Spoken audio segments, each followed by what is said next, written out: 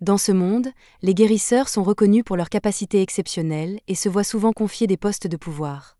Il existe même une académie royale chargée de former les meilleurs guérisseurs du pays. En tant que guérisseur, vous êtes généralement classé au premier, au deuxième ou au troisième rang, mais nous avons Zeno, qui n'a même pas le droit d'utiliser la magie de guérison. Il a donc ouvert un petit cabinet à la périphérie du royaume afin de pouvoir soigner les gens qui ont besoin de son aide. Lorsqu'il a fini de soigner l'homme qui est venu à son bureau, celui-ci le remercie mais n'a pas beaucoup d'argent pour payer Zeno, alors il lui offre tout l'argent qu'il a en poche.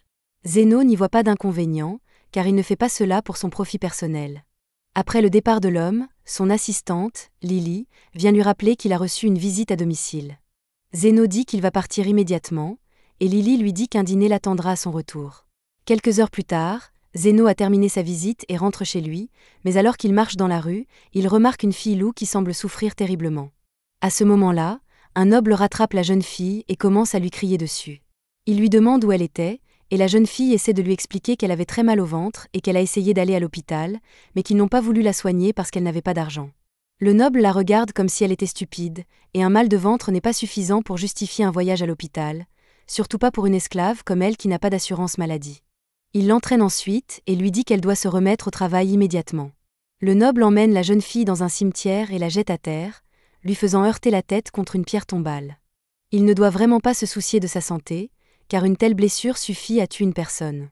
De plus, après que la fille s'est roulée par terre dans la douleur, une effrayante énergie noire est entrée en elle, ce qui me préoccupe beaucoup. Cependant, le noble a le sens de l'observation d'un aveugle, il pense donc que la fille fait semblant et lui dit de se remettre sur pied immédiatement. Elle ne peut manifestement pas le faire en raison de la douleur intense qu'elle ressent.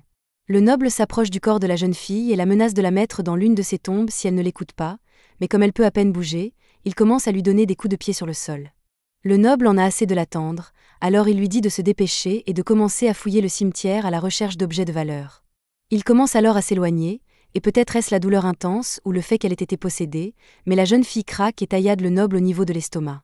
Le noble est d'abord incrédule, car il n'a jamais été blessé aussi gravement auparavant. Il essaie de raisonner la fille loup, mais il se souvient qu'il lui a donné un coup de pied il y a une seconde, et qu'elle a l'air de vouloir du sang, alors il ne sert à rien d'essayer de négocier. Il se met à courir à la vitesse d'un jogging léger parce qu'il ne peut pas aller plus vite, et le noble serait certainement mort ici, mais par miracle, Zeno se trouve dans les parages, alors il court vers lui pour demander de l'aide. Il dit à Zeno que son esclave est devenu fou et qu'il essaie de le tuer, mais Zeno a vu la façon dont il a traité dans la rue, alors il est presque sûr que le noble l'a mérité. La fille loup finit par rattraper le noble, qui supplie Zeno de le sauver. Zeno la regarde et voit clairement l'énergie sombre qui l'entoure. Il demande donc au noble ce qu'il faisait lorsque la fille est devenue incontrôlable.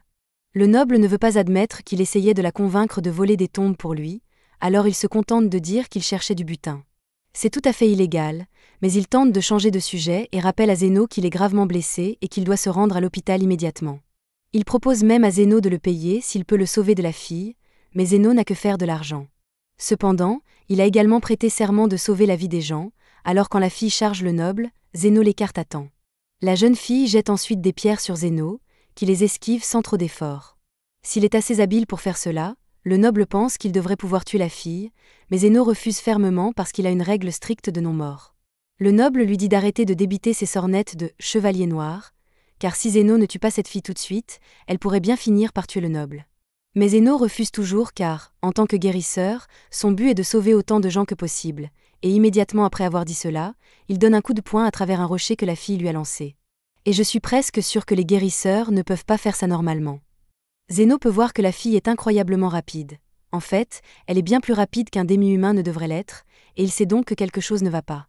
Il ne veut pas la blesser trop gravement, alors quand la fille essaie de le taillader, il sort un bouclier, et dès qu'elle entre en contact avec le bouclier, elle est projetée en arrière dans un bâtiment voisin. Zeno est rapide, il aurait donc pu sauver le noble, mais il a choisi de ne pas le faire. Maintenant que tout est calmé, Zeno s'approche du corps de la jeune fille, dont la jambe est cassée par la chute, et qui se débat pour s'enfuir. Comme elle est encore sauvage, Zeno la laisse mordre son bras pour la maintenir en place. Il a compris qu'elle était possédée, alors il met sa main sur sa tête et commence à la soigner pour faire sortir l'esprit. Il y parvient, mais il est toujours un peu curieux de savoir ce qu'elle a pu faire pour qu'un esprit la possède. Quoi qu'il en soit, il doit toujours s'occuper des fantômes, alors il utilise ses pouvoirs pour l'exorciser. Il revient ensuite à la jeune fille, et maintenant qu'elle est redevenue normale, il soigne sa jambe cassée pour qu'elle puisse marcher à nouveau. Le noble s'en aperçoit en s'extirpant des décombres et s'étonne que Zéno soit assez puissant pour guérir instantanément une jambe cassée. Il est encore gravement blessé et supplie Zéno de le sauver, mais ce dernier lui répond qu'il vient de terminer sa journée et que le noble devra attendre jusqu'à demain pour être soigné.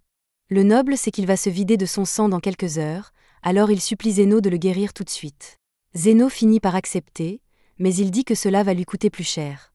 Le noble ne se soucie pas du prix et donne à Zéno tout l'argent qu'il possède. Il assure donc que Zéno devrait être satisfait, mais à sa grande surprise, Zéno dit que c'est loin d'être suffisant. D'habitude, il ne se préoccupe pas de l'argent, mais compte tenu de l'attitude minable du noble tout à l'heure, Zéno se sent très capitaliste en ce moment. Le noble menace de dénoncer Zéno pour extorsion, mais cela ne le dérange pas puisqu'il n'a pas de licence. Techniquement, c'est un guérisseur illégal, mais le noble doit s'y connaître en la matière, vu qu'il a déjà pillé des tombes. Quoi qu'il en soit, Zéno est prêt à faire un marché et dit au noble qu'il est prêt à accepter un autre paiement. En plus de l'or, il veut prendre l'esclave du noble. Le noble ne s'est jamais soucié de la fille de toute façon, alors il accepte les conditions de Zéno, et dès que Zéno l'aura guéri, il lui remettra le contrat d'esclave de la fille. Le noble s'en va alors, furieux, et Zéno s'assoit sur le sol à côté de la jeune fille et attend qu'elle se réveille. Lorsqu'elle reprend enfin conscience, elle est surprise de voir un homme assis à côté d'elle et lui demande qui il est. Zéno lui dit son nom et lui explique qu'il vient de l'acheter et qu'elle est désormais son esclave. Cela étant dit, il demande à Till de se déshabiller immédiatement. Till s'énerve et lui demande s'il est sérieux, mais Zéno ne plaisante pas. Il dit qu'il a payé cher pour Till et qu'il doit donc s'assurer que son bien est en bon état. Till finit par s'exécuter puisqu'elle ne peut pas désobéir à son maître, et une fois que Zéno a bien regardé son corps, il voit tout de suite ce qui ne va pas. Il a remarqué qu'elle souffrait tout à l'heure, et c'est parce qu'un calcul biliaire bloque son canal biliaire. Cela devrait être assez facile à réparer pour lui, alors il attrape son estomac et utilise la magie pour effectuer l'opération. En un instant, le calcul biliaire est retiré et il ne ressent plus aucune douleur. Zéno lui explique qu'il n'a fait qu'ouvrir son estomac, extraire le calcul biliaire et le refermer en une fraction de seconde, une procédure tout à fait normale. Zéno ne pense pas qu'il y ait quoi que ce soit de spécial, mais il sait pertinemment qu'aucun autre guérisseur ne pourrait faire une chose pareille. Elle remercie Zéno de l'avoir guéri, mais il lui répond qu'un « merci » ne suffit pas. Il s'est beaucoup investi pour elle, il va donc falloir que Till travaille pour lui rendre la monnaie de sa pièce. Au début, Till pense que Zéno va lui demander de le servir avec son corps, mais Zéno veut juste qu'elle lui indique la direction d'une plante particulière qu'il cherche. Till pense que c'est une demande étrange, mais elle le conduit à un buisson avec les feuilles qu'il cherche. Elle lui demande si c'est vraiment tout ce qu'il attend d'elle, car elle est prête à faire beaucoup plus pour lui, mais Zéno dit que c'est suffisant. Il exige un juste prix pour le travail qu'il fait pour les autres, et l'aider à trouver ses feuilles et tout ce qu'il attendait d'elle, de sorte que toutes les dettes sont réglées. Il déchire ensuite le contrat d'esclave de Till et lui dit qu'elle peut désormais faire ce qu'elle veut de sa vie. Till ne sait pas vraiment quoi faire d'elle-même maintenant qu'elle n'est plus une esclave, mais elle est libre d'essayer toutes sortes de nouvelles choses maintenant, et tout cela grâce à Zéno. Elle lui demande si elle peut revenir le voir, et Zéno lui répond que si elle est blessée, il sera heureux de la guérir, mais pas gratuitement, bien sûr. Pendant ce temps, à la maison, alors que Zéno travaille, Lily commence à préparer le dîner. La nourriture sentait si bon que le fantôme réside, Camilla, a dû descendre pour voir ce qui se préparait.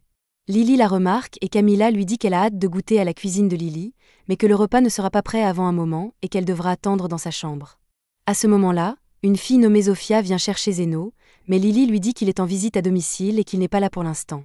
Zofia espérait avoir Zéno pour elle seule en venant tôt aujourd'hui, mais comme il n'est pas là, elle décide d'attendre qu'il revienne. Il semble que Zofia n'était pas la seule à vouloir voir Zéno aujourd'hui, car quelques instants plus tard, Linga se présente à son tour pour le chercher. Lily l'informe que Zéno n'est pas là, alors Linga dit qu'elle va attendre, mais elle est surprise de voir que Zofia est déjà là. Elle espérait lécher Zéno pendant qu'il inspectait son corps, mais son plan est maintenant ruiné. Quelques instants plus tard, une orque nommée Lo fait irruption par la porte. Lily va donc à sa rencontre et lui dit qu'elle peut les rejoindre à l'intérieur, mais seulement après avoir réparé la porte d'entrée qu'elle a cassée. Lo aime aussi Zéno, mais elle est venue parce qu'elle sentait la cuisine de Lily à des kilomètres à la ronde et qu'elle voulait vraiment la goûter. Finalement, Lily a fini de cuisiner, elle s'en va terminer quelques tâches ménagères et laisse les autres dans la cuisine. À la seconde où Lily s'en va, les filles demi-humaines ne peuvent plus résister à l'odeur de la nourriture de Lily, alors elles vont toutes la goûter, mais elles sont assez intelligentes pour savoir qu'il ne faut pas vider toute la marmite. Peu importe, la marmite semble bien vide maintenant. Les trois commencent à réaliser à quel point ils se sont plantés, car Lily va certainement être furieuse à son retour. Quelques instants plus tard, Lily revient et, après avoir vu ce qui s'est passé, elle sourit aux filles et leur demande de s'expliquer. Plus tard dans la soirée, Zéno rentre enfin à la maison et Lily s'excuse car le dîner n'est pas prêt comme elle l'avait promis. Il y a eu un petit problème avec la nourriture, mais elle a déjà trouvé la solution. Elle a envoyé les filles chercher des ingrédients pour qu'elles puissent préparer un nouveau plat, et quand elles reviennent, elles ont apporté beaucoup plus d'ingrédients qu'elles ne l'avaient prévu, donc Lily va pouvoir faire un festin ce soir. Mais avant cela, elle sait que Zéno a dû travailler dur toute la journée, alors elle lui prépare une tasse de thé pour qu'il puisse se détendre. Zéno faisait autrefois partie d'un groupe d'aventuriers de classe mondiale. Mais un jour, le chef du groupe, Aston, lui jette une pièce d'or pour lui rappeler qu'il est pauvre et lui annonce qu'il l'expulse du groupe. Il dit à Zéno qu'il est un bon à rien inutile et que le groupe se portera mieux sans lui, mais Zéno sait pertinemment qu'il est le seul à maintenir ce groupe uni. Cependant, Aston refuse de le croire. Il n'a recruté Zéno que pour l'utiliser comme bouclier humain, puisque personne ne se soucierait s'il mourait au combat. Mais maintenant que leur groupe est devenu puissant, Zéno tente de lui expliquer que la seule raison de leur force est qu'il est là pour les soigner chaque fois qu'Aston fait quelque chose de stupide. Aston lui rétorque que ses compétences douteuses d'autodidacte en guérison ne valent rien et que n'importe quel autre guérisseur ferait mieux que lui. Pendant ce temps, dans une ruelle, 2 marchands d'esclaves tentent de maîtriser une elfe pour l'attacher et la vendre plus tard. La femme avertit son partenaire de faire attention à ne pas blesser Lily, car les elfes sont très rares et ils pourront obtenir plus d'argent si elle est en bon état. L'homme l'a déjà plaquée au sol, mais Lily refuse de se soumettre sans combattre. Elle lui donne un coup de pied dans les parties, et tandis qu'il grimace de douleur, elle commence à s'enfuir. Elle aurait probablement pu s'échapper, mais malheureusement, l'homme avait un arc et lui tire une flèche dans la cheville. Lily s'effondre au sol et ne peut plus courir, alors l'homme la rattrape. Il tente de la maîtriser à nouveau, mais Lily lui mord la main avec la force de 1000 chihuahuas, obligeant l'homme à la poignarder pour se libérer. Zéno passe par hasard dans cette ruelle et trouve Lily au sol, en train de saigner. Il demande aux 2 hommes s'ils sont responsables de son état. Ils lui disent de se dégager, car l'esclavage est parfaitement légal dans ce pays et que Lily leur appartient, donc ils peuvent en faire ce qu'ils veulent. Zéno sait qu'ils ont raison. Légalement, il ne peut rien faire pour aider Lily. Mais alors, il a une idée et leur propose de l'acheter. Il leur offre la pièce d'or qu'il a reçue d'Aston. Normalement, il refuserait, car une elfe esclave vaut bien plus qu'une pièce d'or, mais comme elle est déjà en train de saigner à mort, ils acceptent l'argent et partent. Une fois qu'ils sont partis, Zéno s'approche de Lily pour voir si elle est encore en vie. Lily a déjà accepté son sort et demande à Zéno de la laisser là, mais il lui dit qu'elle ne va pas mourir. Lily regarde sa blessure et est surprise de voir que Zéno l'a déjà complètement guérie. Elle le remercie pour son aide et s'excuse pour la pièce d'or qu'il a dépensée pour l'acheter, mais Zéno ne tenait pas vraiment à la garder, car elle lui rappelait Aston. Il demande à Lily si elle a un foyer, mais étant une esclave, il est assez évident qu'elle est sans le sou et sans abri. Elle a aussi très faim, alors Zéno propose de lui acheter à manger et des vêtements avant toute autre chose. Zéno l'emmène finalement dans un petit restaurant Nirby et lui achète une tenue neuve en chemin. Lily mange avec joie la nourriture que Zéno lui a offerte, mais elle est un peu confuse car il n'a rien pris pour lui. Zéno lui dit qu'il n'a pas faim, mais en réalité, il est fauché. Il a dépensé son dernier argent pour Lily, et comme il a été expulsé de Golden Phoenix, il va devoir trouver un nouveau travail rapidement pour ne pas mourir de faim. C'est alors qu'un homme entre en titubant dans le restaurant, son bras visiblement blessé. Il s'est mis dans un mauvais pas et s'en est sorti vivant, mais il est loin d'être en bonne forme. Zéno l'observe depuis l'autre bout de la salle, et à partir du trou dans son bras et des légères brûlures, déduit qu'il a été touché par une arme magique. Ce n'est pas très grave, car l'homme est un homme lézard, donc la blessure devrait guérir naturellement en quelques jours. Mais elle est assez profonde, alors il vaut mieux s'en occuper maintenant. Zéno tend la main et lance un sort de guérison sur l'homme. En quelques secondes, le trou dans son bras se referme. L'homme est stupéfait de voir son bras redevenu normal et demande à Zéno qui il est. Avant même que Zéno ne puisse répondre, Lily déclare qu'il est un guérisseur légendaire. L'homme n'a jamais entendu parler de lui, mais il est très reconnaissant et lui donne quelques pièces en promettant de faire connaître son talent. Zéno est d'abord perplexe face à cet argent, puis il comprend que les guérisseurs sont généralement payés pour leurs services. Cela lui donne une idée. Il décide d'ouvrir une clinique et de devenir guérisseur professionnel. Mais comme il vient des bas-fonds, obtenir une licence officielle sera difficile. De plus, une entreprise légale impliquerait de payer des taxes, et comme dit Virgile, l'évasion fiscale n'est pas un crime, c'est une obligation. C'est pourquoi Zéno va devenir un guérisseur clandestin. Lily ne comprend pas vraiment ce dont il parle, mais si Zéno ouvre une clinique, elle veut l'aider. Zéno réfléchit un instant. Ouvrir une clinique sans licence étant illégal, il n'est pas sûr de vouloir entraîner une enfant innocente là-dedans. Mais Lily lui rappelle qu'il l'a acheté il y a quelques minutes, ce qui fait de lui son maître. Il est donc de son devoir de le suivre, peu importe les lois qu'il enfreint. Zéno n'avait pas l'intention de devenir son maître, il voulait juste l'aider. Lily ajoute qu'elle n'a nulle part où aller, et que s'il ne l'emmène pas, ce sera sa faute si elle redevient esclave. Zeno finit par céder et accepte que Lily l'accompagne. Elle jure alors de le servir de tout son être, mais il la supplie de ne pas rendre ça bizarre. Quoi qu'il en soit, pour ouvrir une clinique, Zeno doit d'abord résoudre son problème de logement. Il emmène Lily dans un quartier abandonné de la ville pour chercher un endroit où s'installer. Lily lui demande pourquoi il veut vivre ici, et il explique qu'il doit rester caché pour que l'association royale ne découvre pas sa clinique illégale. De plus, avec l'atmosphère sinistre des lieux, les prix immobiliers sont parfaits pour son portefeuille vide, gratuit. Lily ne peut pas nier cela, mais elle s'inquiète car elle sait que des monstres effrayants vivent souvent dans ce genre d'endroit. Ils finissent par trouver une maison encore en parfait état, et Zeno pense avoir touché le jackpot. Mais dès que Lily voit l'endroit, elle est terrifiée. C'est une maison antétypique. S'ils ont de la malchance, ils pourraient même tomber sur un spectre. Zeno ignore ce qu'est un spectre, alors Lily explique que ce sont des monstres morts-vivants terrifiants qui peuvent transformer les gens en fantômes d'un simple toucher. Ils entrent à l'intérieur, mais c'est très sombre. Lily propose d'utiliser sa magie pour éclairer. Zeno est surpris qu'elle sache utiliser la magie, mais elle ne maîtrise que des sorts basiques et ne trouve pas ça impressionnant. Avec la pièce éclairée, il voit maintenant tout clairement, et c'est aussi effrayant que Lily l'imaginait. Mais Zeno reste optimiste. L'endroit a encore un bon toit et des piliers solides, ce qui est parfait pour leur clinique. Cependant, il rencontre un problème majeur. Il y a bel et bien un spectre ici, et elle annonce qu'elle va drainer la force vitale de Zeno. Lily panique, mais Zeno est juste déçu que la maison soit déjà occupée. Carmela charge Zeno, mais il la repousse facilement avec un sort de guérison et détruit ses deux bras. Il n'est pas du tout intimidé, car à l'époque où il était dans Golden Phoenix, Aston l'envoyait souvent seul dans le labyrinthe quand il était de mauvaise humeur, et Zeno y rencontrait constamment des spectres. Il en a vaincu au moins une centaine, et il s'avère que la magie de guérison est très efficace contre les morts vivants. Revenons à nos moutons. Il s'excuse auprès de Carmela d'avoir fait irruption chez elle, mais il n'y a pas d'autre option dans les parages, alors il lui demande si ça lui dérange qu'il emménage. Carmela se sent insultée que Zeno ose suggérer de vivre avec elle, la reine des spectres, alors elle invoque une horde de serviteurs fantômes pour s'en débarrasser. Cependant, Zeno utilise tranquillement un sort de haute guérison pour tous les éliminer. Carmela est stupéfaite par la puissance de Zeno et commence à craindre qu'il ne l'exorcise. Mais il ne veut vraiment pas se battre. Il remarque qu'elle bouge bizarrement, mais il a vraiment besoin d'un endroit où rester, alors il lui demande si elle est prête à leur céder au moins une chambre et un espace pour soigner les futurs patients. Carmela sait qu'elle ne peut pas le vaincre, alors elle lui concède le rez-de-chaussée, mais garde l'étage pour elle. Zeno trouve que c'est un bon compromis, mais Lily ne sait pas si elle doit avoir plus peur de Carmela ou de Zeno.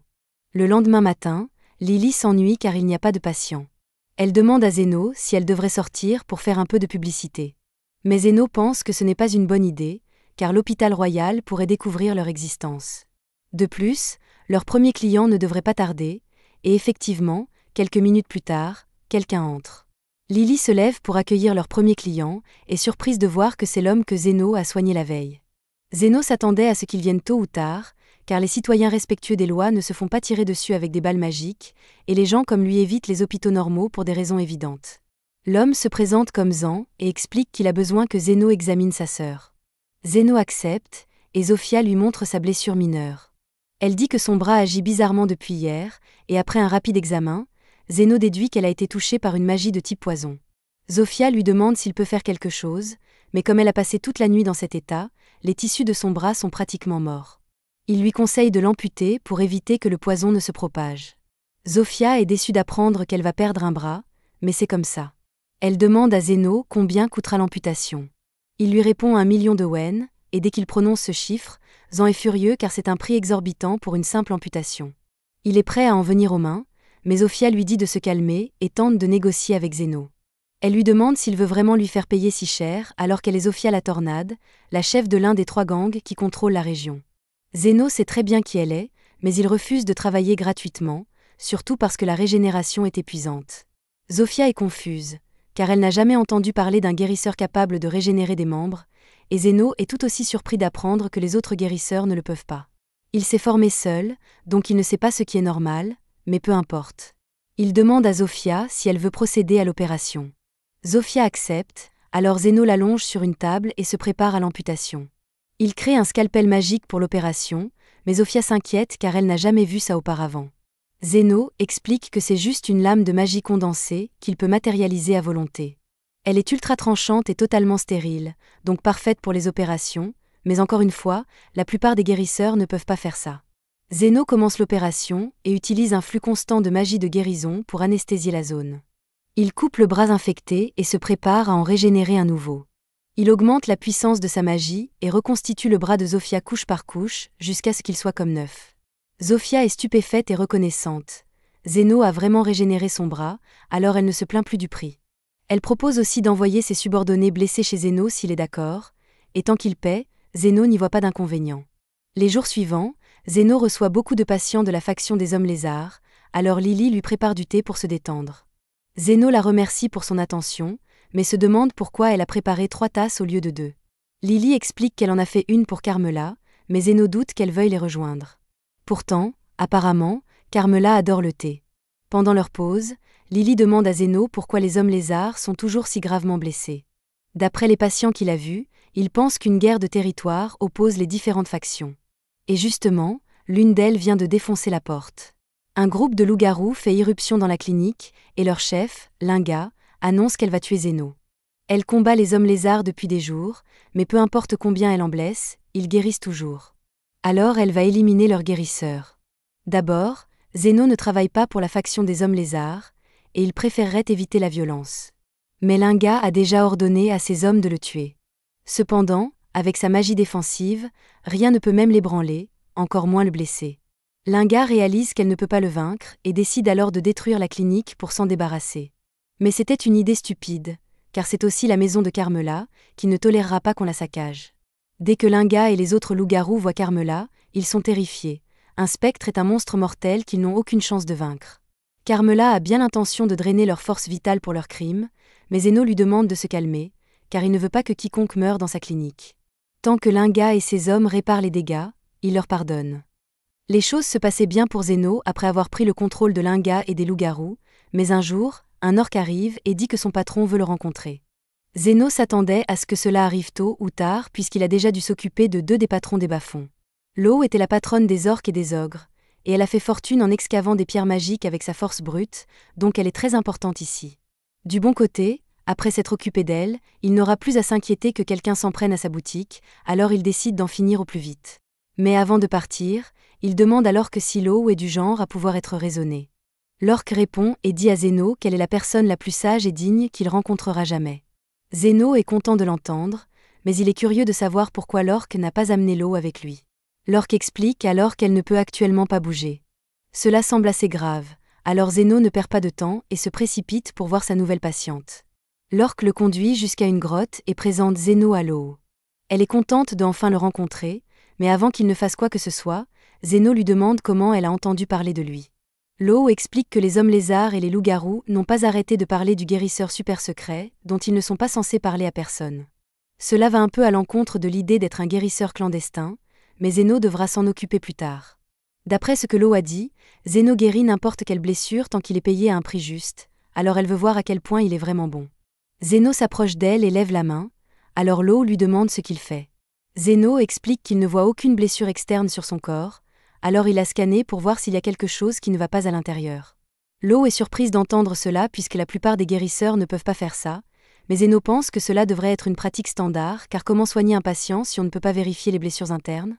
Quoi qu'il en soit, une fois le scan terminé, Zeno identifie une masse dans l'abdomen de Lo, et comme de la mana en émane, il pense que c'est une pierre de mana. Lo lui dit qu'il a raison, et cette pierre de mana en particulier est enchantée avec de la magie explosive, donc si elle bouge de cet endroit, elle pourrait exploser. Zeno demande si quelqu'un a tenté de l'assassiner en la glissant dans sa nourriture, mais Lo lui dit que rien de tel ne s'est produit. Elle avait juste très faim et a confondu la pierre avec une boulette de riz, alors elle l'a mangée. N'importe qui aurait pu faire la même erreur, bon, peut-être pas, mais Zeno ne pense pas qu'il y ait de quoi s'inquiéter car, tôt ou tard, la pierre sortira par l'autre bout. Il s'apprête à partir, mais Lo lui dit que ce n'est pas si simple. Quand elle a mangé la pierre, elle l'a partiellement mâchée, donc il ne reste plus beaucoup de temps avant qu'elle n'explose. Elle a déjà accepté qu'elle mourra à cause de son erreur, mais sa seule préoccupation est que ses hommes ont refusé de la quitter. Zeno lui demande ce qu'elle attend de lui, alors elle explique qu'elle voulait juste qu'il vienne ici pour qu'elle puisse lui donner toute sa fortune. Une fois qu'elle explosera, ce sera la fin de l'empire des orques qu'elle a construit, alors elle préfère donner tout son argent à quelqu'un qui en fera bon usage plutôt que de le laisser tomber entre de mauvaises mains. En faisant des recherches sur Zeno, elle a découvert que même s'il demande des prix élevés pour ses soins, il a une règle de soigner les enfants gratuitement, donc il doit être une bonne personne. Elle lui lance une clé et explique qu'il pourra l'utiliser pour accéder à son trésor une fois qu'elle sera morte, mais Zeno n'a jamais dit qu'il allait la laisser mourir. Le fait qu'elle n'ait pas encore explosé signifie qu'elle a dû manger la pierre de mana récemment, alors Zeno invoque son scalpel et s'approche d'elle. Sans dire un mot, il commence à inciser l'estomac de Law, et au début, ses hommes tentent de l'arrêter, mais ensuite Zeno brandit la pierre magique explosive. En quelques secondes, il a réussi à ouvrir Law, récupérer la pierre et guérir les incisions, donc elle n'a plus à s'inquiéter d'exploser. Mais la pierre de mana est encore très volatile, alors pour la sécurité de tous, Zeno la prend dans ses mains et la serre jusqu'à ce qu'elle explose. Cette explosion aurait pu détruire tout un pâté de maison, mais Zeno a protégé ses mains avec de la magie défensive, donc il va parfaitement bien, même si ça a fait très mal. Il rend ensuite la clé à Law et lui dit qu'elle n'a plus à s'inquiéter de donner sa fortune. Elle a encore du mal à croire que Zeno a vraiment choisi de la sauver au lieu de simplement prendre son argent, mais il dit qu'il ne demande qu'un prix juste pour ses soins, et une fortune entière aurait été trop. Law a décidé qu'elle apprécie vraiment Zeno maintenant, alors elle lui dit que s'il a besoin d'aide, il n'a qu'à dire un mot, et elle fera tout son possible pour l'aider. Elle propose même que ses hommes assurent la sécurité de sa clinique, mais Zeno préfère garder ses distances car avoir les hommes de Law autour ne manquera pas de causer des problèmes. Quelques jours passent, et Lily boude à l'accueil parce que Zofia, Linga et Law viennent beaucoup plus souvent à la clinique récemment. Maintenant que Zeno y pense, il les voit beaucoup ces derniers temps, et elles n'ont jamais l'air blessées, alors il commence à se demander pourquoi elles viennent. Il suppose qu'elles s'ennuient, mais Carmela lui dit que ces femmes sont clairement amoureuses. Zeno ne comprend pas pourquoi elle serait amoureuse de lui puisqu'il n'est qu'un simple guérisseur clandestin, mais Carmela sait de quoi elle parle. Lily est un peu inquiète que l'une d'elles finisse par sortir avec Zeno et accapare toute son attention, mais Zeno dit qu'il ne sortirait jamais avec aucune d'elles parce que, sans vouloir les offenser, ce sont un tas de bizarres. Malgré tout, Carmela pense que ce n'est qu'une question de temps avant que ces trois-là ne se fassent la guerre pour décider qui aura Zeno. Zeno ne pense pas que les choses iront aussi loin, mais littéralement le lendemain, Zofia arrive avec un panier de fruits pour Zeno et dit qu'elle pense déclarer la guerre aux autres factions pour une raison non précisée. Linga et Law font exactement la même chose, et peu importe à quel point Zeno proteste, elle refuse de l'écouter. Carmela trouve ça drôle et plaisante en disant que beaucoup de gens vont mourir à cause des frasques de séducteurs de Zeno, mais il n'apprécie pas la façon dont elle le formule. Le combat à mort est prévu pour commencer à midi aujourd'hui, mais il ne peut pas les laisser s'entretuer à cause de lui, alors il doit faire quelque chose. Pendant ce temps, les trois se sont déjà rassemblés dans le stade avec tous leurs hommes, et elles sont sur le point de commencer le bain de sang quand, tout à coup, Zeno apparaît. Elles se tournent toutes vers lui pour voir ce qu'il va dire, mais il leur dit qu'il n'est pas là pour arrêter le combat. Il sait qu'elles ont de vieilles rancunes les unes contre les autres, alors il va les laisser se battre jusqu'à ce qu'elles soient satisfaites. Comme Zeno a donné son accord pour la bataille, toutes les filles acceptent de se battre avec tout ce qu'elles ont, et celle qui survivra pourra réclamer la virginité de Zeno. Zeno ne se souvient pas avoir accepté cette dernière partie, mais avant qu'il ne puisse dire quoi que ce soit, le combat a déjà commencé. Zofia fait le premier mouvement et essaie de trancher la tête de Linga avec ses dagues, mais Linga parvient à esquiver à temps et fait un salto arrière. Pendant ce temps, Law saute et essaie de donner un coup de pied volant à Zofia, mais Zofia s'écarte, alors un tas de personnages secondaires se prennent le coup à sa place. Zofia et Linga s'affrontent à nouveau, mais avant qu'elles ne puissent se toucher, Law arrive du haut du stade et manque de les écraser toutes les deux. Zofia est poussée dans le coin des orques du stade, alors elle commence à attaquer les orques, et les autres font de même avec les membres des factions opposées. C'est un spectacle horrible, avec des gens qui se font tailler en pièces de tous les côtés, mais à la surprise générale, même après 6 heures de combat, pas une seule personne n'est encore morte. C'est alors que Zofia remarque que les blessures sur ses bras guérissent toutes seules, et Zeno leur dit que c'est lui qui est derrière ça. Il a accepté de les laisser faire leur petit combat à mort, mais il n'a jamais accepté de les laisser mourir car, après tout, elles sont toujours ses patientes. Zofia se sent un peu bête de ne pas avoir réalisé ce que Zeno faisait jusqu'à maintenant, mais aucune d'elles ne savait qu'il était possible pour un guérisseur de soigner autant de gens à la fois, encore moins de le faire continuellement pendant plus de 6 heures. Elle réalise qu'à ce rythme, le combat ne se terminera jamais, et c'est exactement ce que Zeno voulait démontrer.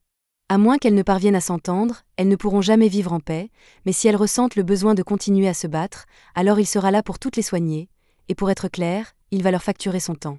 Les filles réalisent maintenant à quel point c'était stupide de commencer une guerre pour rien, alors elles acceptent toutes de s'entendre à partir de maintenant. Cependant, elles continueront à se battre pour Zeno, elles promettent juste que ce sera de manière non violente.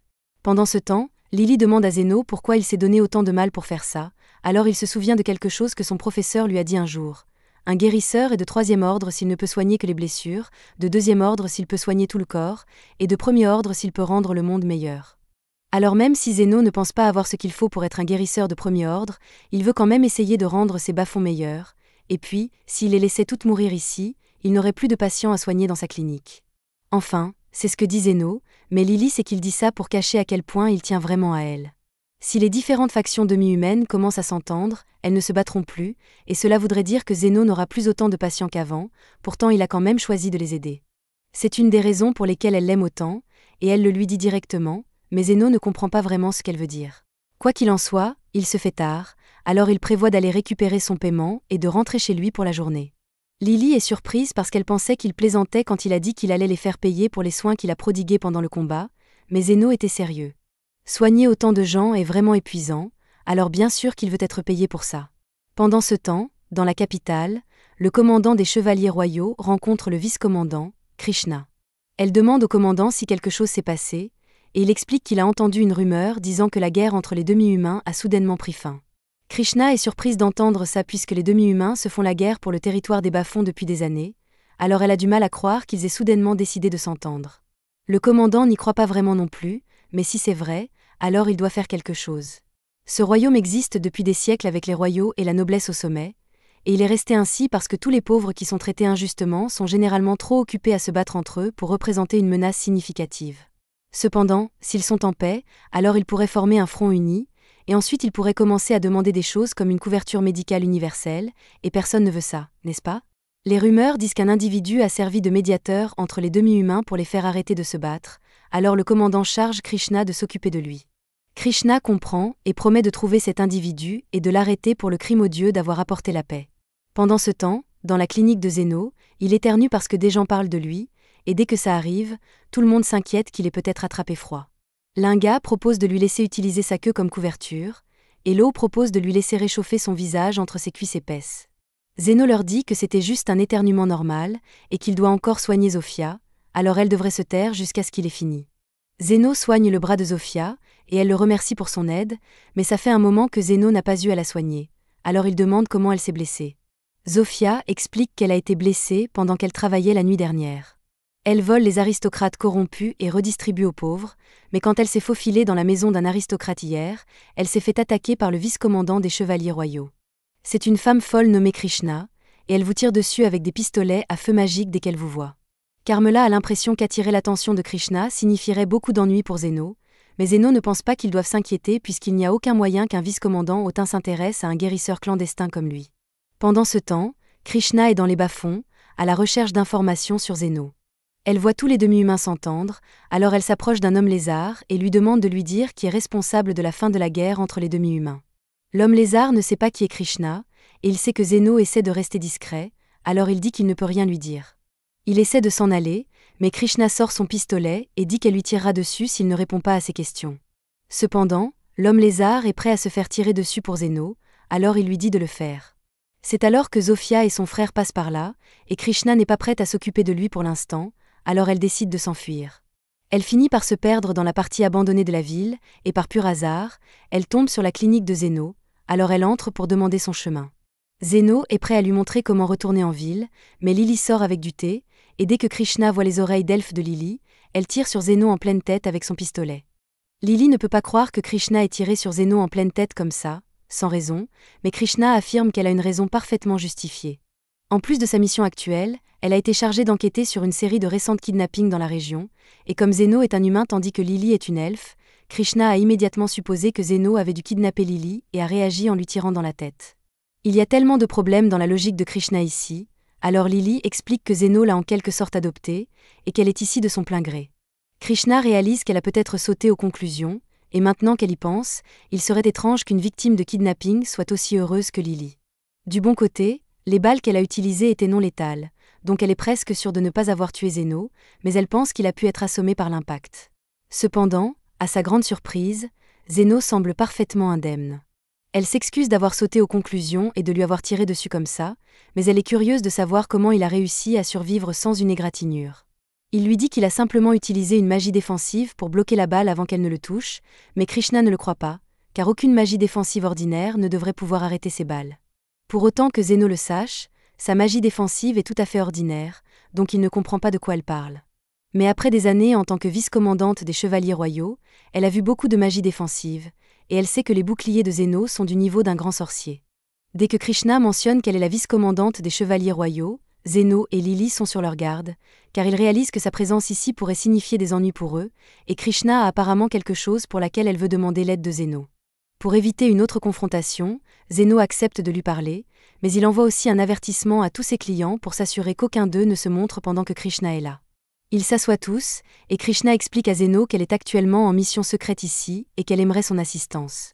Zeno dit qu'il ne veut pas s'impliquer, mais Krishna insiste sur le fait que c'est le devoir de tous les citoyens de coopérer avec les ordres des chevaliers. Vu à quel point Krishna est imprévisible, Zeno craint qu'elle ne lui tire à nouveau dessus s'il refuse d'aider, alors il décide de jouer le jeu. Elle l'informe que sa mission est de trouver un homme particulier et de l'arrêter sur place. Elle n'a pas de nom ni de description, mais ce médiateur est celui qui a mis fin à la guerre entre les différentes factions. Zeno s'étouffe avec son thé en réalisant que la personne que Krishna cherche à arrêter est lui, mais il reste calme et lui demande pourquoi elle traque le médiateur. Krishna explique que les ordres des chevaliers ne peuvent simplement pas ignorer quelqu'un avec le pouvoir d'apporter la paix entre les factions, mais quand elle a essayé d'interroger violemment un des locaux, il a refusé de lui dire quoi que ce soit malgré ses menaces. Dans l'esprit de Krishna, si les gens des bas-fonds ne veulent pas dénoncer le médiateur, alors cela doit signifier qu'il est un génie du mal qu'il faut arrêter.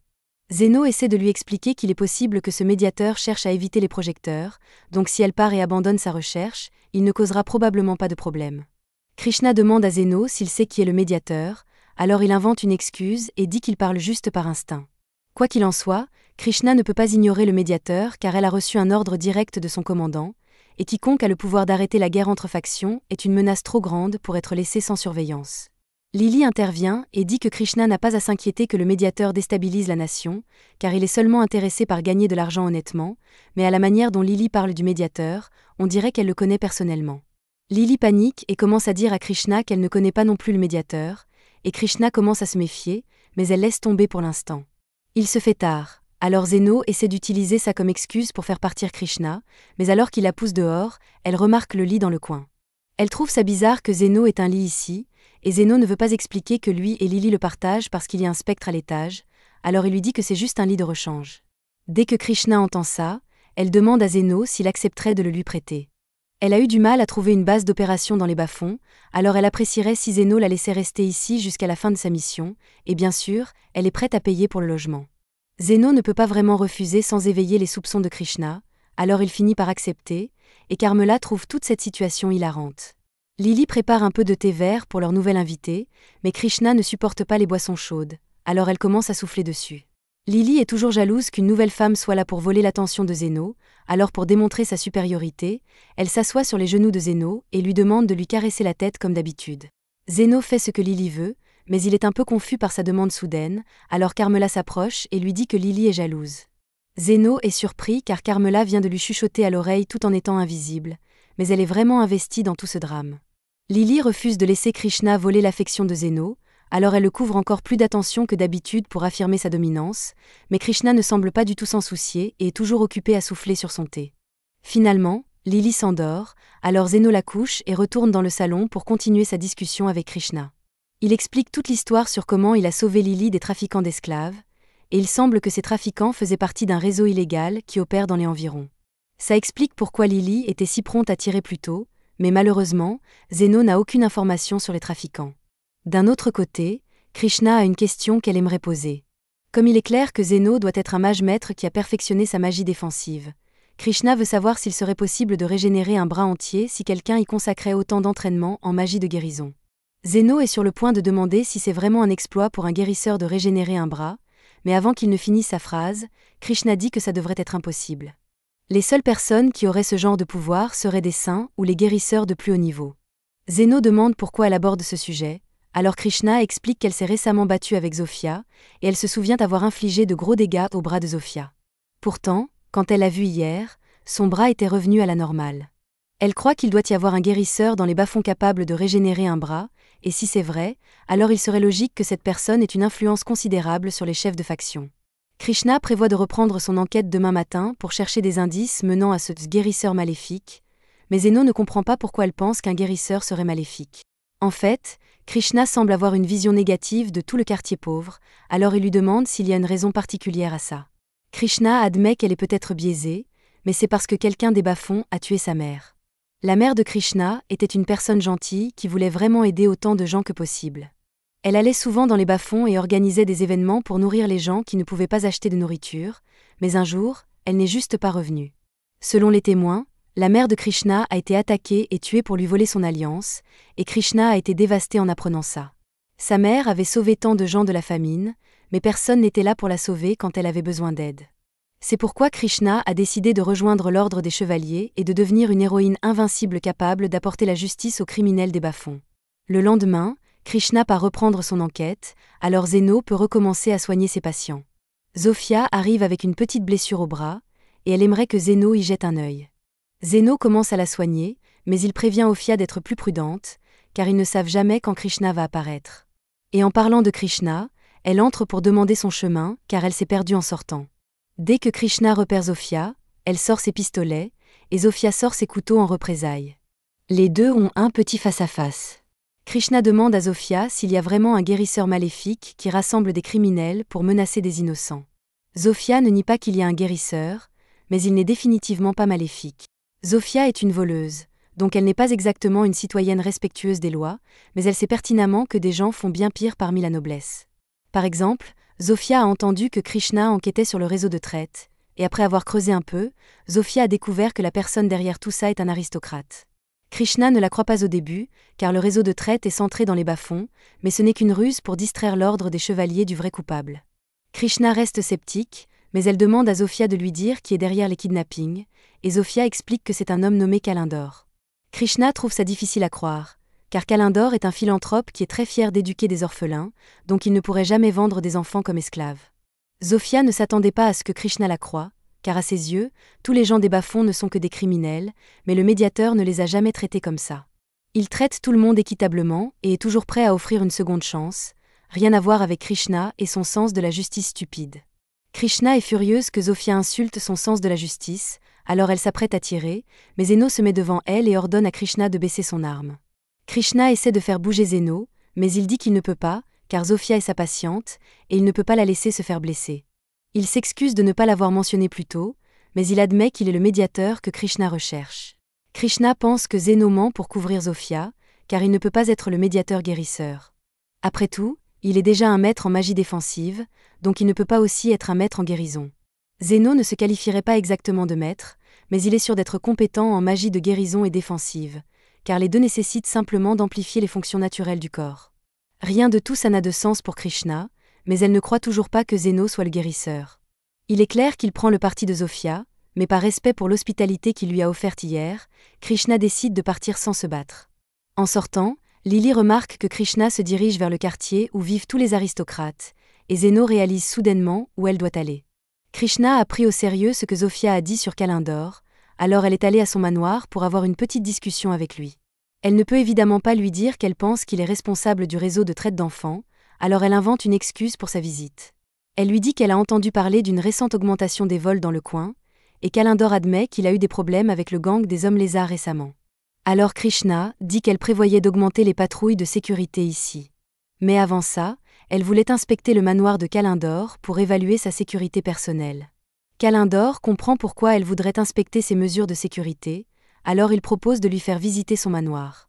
Krishna est ensuite guidée à travers tout le bâtiment, et après la visite, Kalindor lui demande ce qu'elle pense de sa sécurité. Krishna le félicite pour sa grande attention aux détails dans la sécurisation de son manoir, mais elle remarque quelque chose d'étrange pendant la visite. Elle demande à Kalindor si elle peut utiliser les toilettes avant de partir, et il n'y voit pas d'inconvénient, alors Krishna quitte son bureau. Kalindor est un aristocrate de haut rang, donc ce n'est pas étrange qu'il ait un haut niveau de sécurité, mais c'est bizarre qu'il mette autant d'efforts à sécuriser un jardin. Elle réalise qu'il pourrait y avoir quelque chose là-bas, alors elle regarde par-dessus le mur et repère une entrée secrète. Elle descend dans le tunnel, et horrifiée, elle découvre que Zofia avait raison, Kalindor est vraiment derrière tous les kidnappings. Mais avant que Krishna ne puisse faire quoi que ce soit pour aider les enfants, Kalindor apparaît derrière elle et utilise les pistolets qu'elle a laissés à l'étage pour lui arracher le bras. Il trouve ça drôle d'avoir pu se débarrasser d'un chevalier si facilement, et lui dit qu'elle n'aurait pas dû fouiner ici. Maintenant, il doit juste la finir pour continuer son opération de traite, mais avant qu'il ne puisse faire quoi que ce soit, Zofia et Zeno apparaissent. Zeno s'inquiétait que Krishna se blesse quand il a réalisé où elle allait, alors il a demandé à Zofia de lui montrer le chemin. Kalindor refuse de laisser des témoins en vie, alors il règle le pistolet de Krishna sur le mode létal et tire Zeno en pleine face. Cependant, à son grand choc, Zeno est toujours en un seul morceau après avoir été touché, bien que les tirs létaux aient fait un peu mal. Kalindor panique et essaie de s'enfuir, mais il laisse tomber le pistolet par accident, alors Zeno le ramasse. Kalindor commence à supplier pitié, et chance pour lui, Zeno a une règle de ne pas tuer, mais il n'a pas de règle contre infliger de la douleur et de la souffrance, alors il règle le pistolet sur non létal et tire sur Kalindor dans la tête. Il va ensuite vérifier l'état de Krishna, mais elle lui dit qu'il est trop tard, son bras est parti, et une grosse partie de son ventre a disparu, alors elle a déjà accepté son sort, mais Zeno lui dit qu'elle ira bien. Bien qu'il va lui facturer cher pour ça, alors elle devrait s'attendre à une grosse facture. Quelques minutes plus tard, Krishna est de nouveau normal, et elle est stupéfaite que Zeno ait pu guérir des blessures si graves instantanément. Elle réalise qu'il devait dire la vérité quand il a dit qu'il était le médiateur, mais maintenant elle n'a plus aucun intérêt à l'arrêter, car elle croit qu'il est un vrai héros. Cependant, Zeno ne se considère pas comme un héros dans cette situation. Il est juste un guérisseur qui s'est assuré que personne ne meurt. Si quelqu'un est un héros ici, ce serait Krishna, car elle a été la première à agir pour ses enfants. Elle est peut-être mal guidée parfois, mais au final, c'est une personne gentille qui veut sincèrement rendre le monde meilleur. Zofia et les hommes lézards les aident à sortir les enfants du donjon, mais les chevaliers royaux vont bientôt arriver, et Zeno ne veut pas avoir affaire à eux, alors lui et les autres commencent à partir. Cependant, avant qu'ils ne partent, Krishna le rattrape et demande pourquoi il a choisi de la sauver alors qu'elle était son ennemie à ce moment-là. Zeno se tourne vers elle et dit qu'il voulait juste s'assurer qu'elle paie sa facture. Elle lui doit encore de l'argent pour avoir passé la nuit dans sa clinique, et il s'attend à un paiement complet, incluant le coût de sa guérison, avant la fin de la semaine. Comme Zeno n'aura plus à s'inquiéter de Krishna, les choses reviennent à la normale pour lui et le lit, mais la vie de Zeno n'a pas toujours été aussi bonne. Quand il était enfant, il était un orphelin sans le sou dans les bidonvilles, et il n'avait rien pour lui, alors il passait tout son temps assis dans une ruelle. Un jour, Aston traversait les bidonvilles, essayant de décider quel enfant il voulait kidnapper, mais jusqu'à présent, il était déçu car aucun d'entre eux ne semblait capable de faire un bon bouclier humain. C'est alors qu'il aperçoit Zeno et décide de le prendre. Il s'approche et commence à lui parler. En gros, il dit à Zeno, « Tu es pauvre, sans emploi et affamé, alors viens avec moi pour une aventure. » Il dit tout cela sur un ton poli teinté de fausse gentillesse, alors Zeno croit à tort qu'il est une bonne personne. Cependant, Zeno hésite à accepter l'offre car les gens des bidonvilles n'ont généralement pas le droit de devenir aventuriers, mais Aston lui dit que tant qu'il a les compétences nécessaires, il peut tout faire. Il demande à Zeno s'il sait faire quelque chose, et Zeno lui répond qu'il connaît un peu la magie de guérison. Aston ne le croit pas du tout, car apprendre la magie de guérison nécessite des années d'études à l'Académie royale, alors il est impossible qu'un orphelin quelconque ait réussi à la maîtriser seul. Mais peu importe que Zeno puisse utiliser la magie de guérison ou non, Aston veut simplement l'utiliser comme distraction en cas de problème. Alors, lorsque Zeno accepte de l'accompagner, Aston l'emmène dans les bois.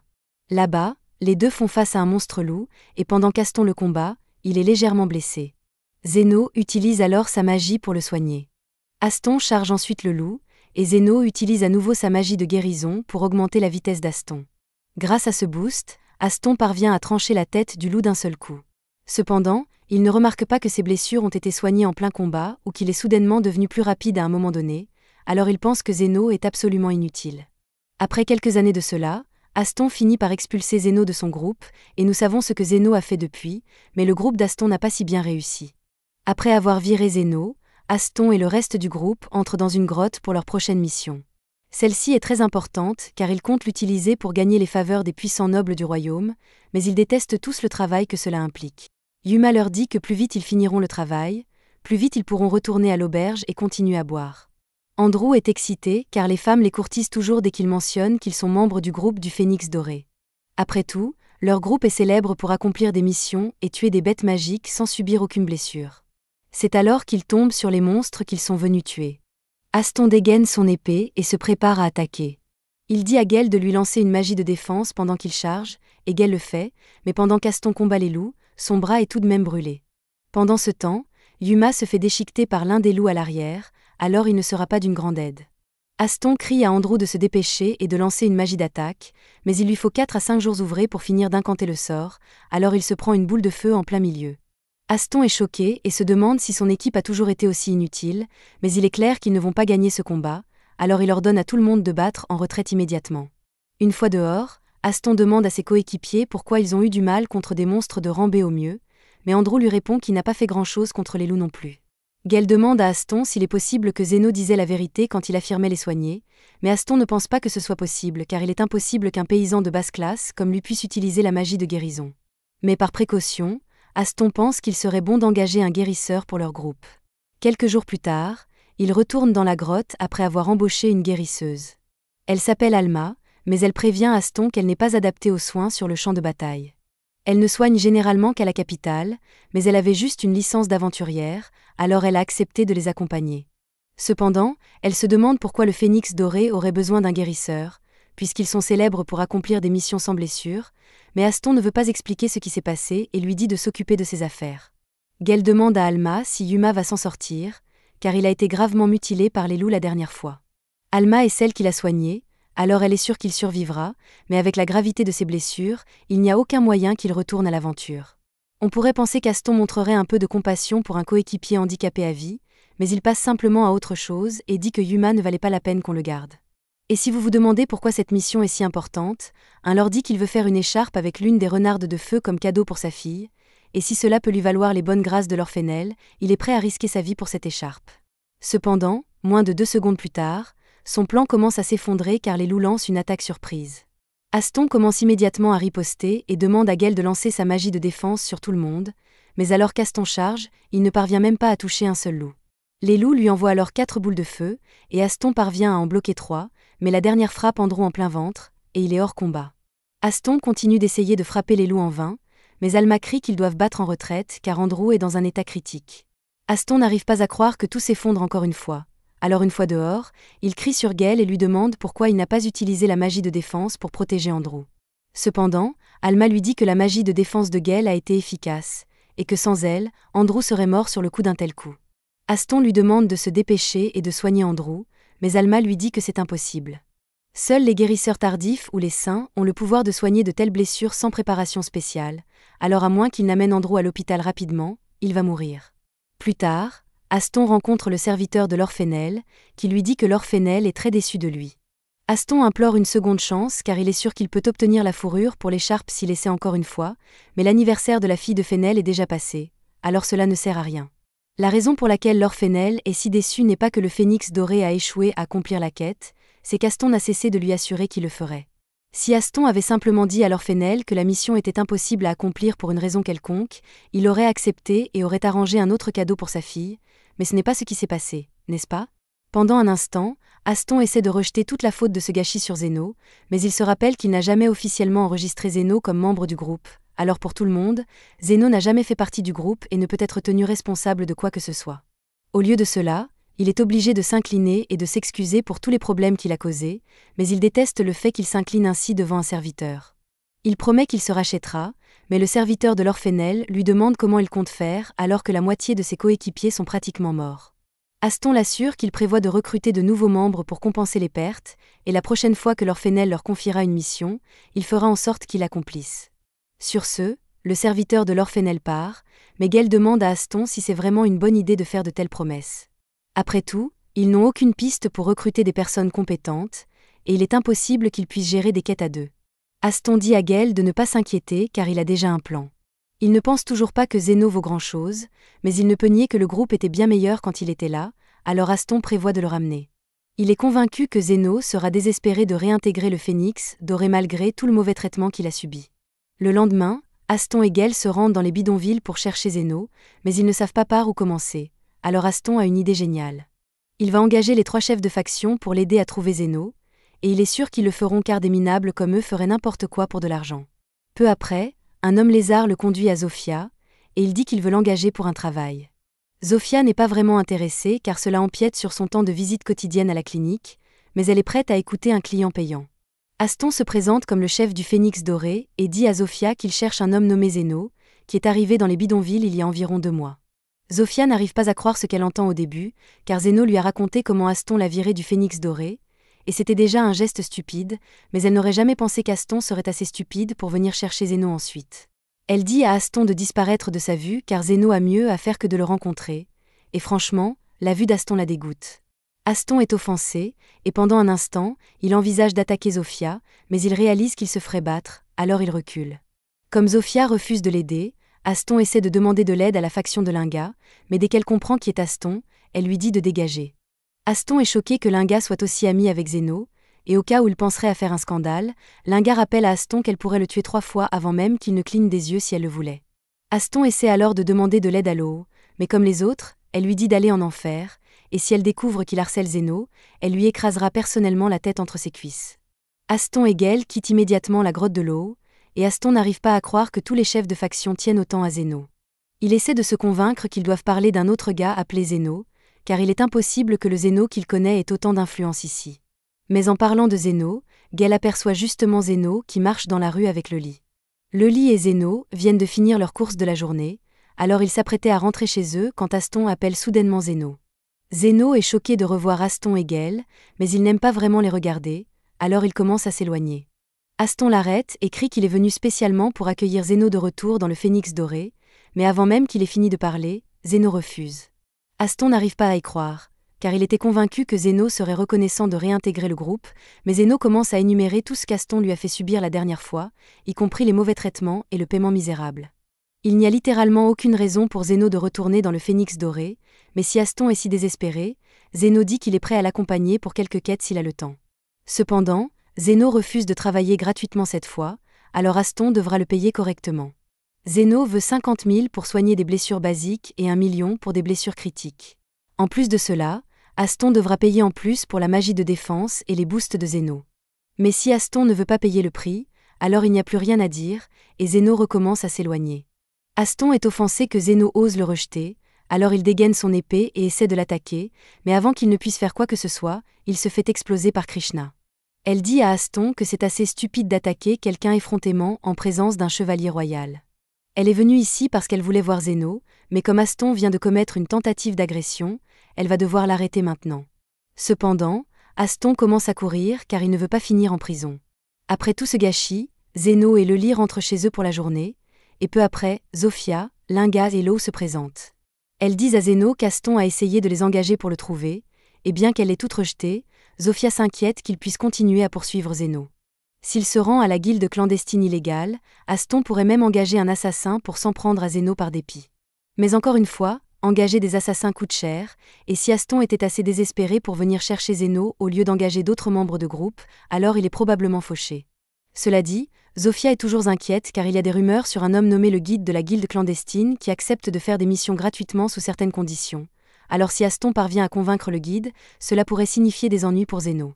Peu après, Zeno n'arrive pas à dormir à cause du stress de revoir Aston, alors Camilla descend le rejoindre pour une raison quelconque, car elle s'inquiète pour lui.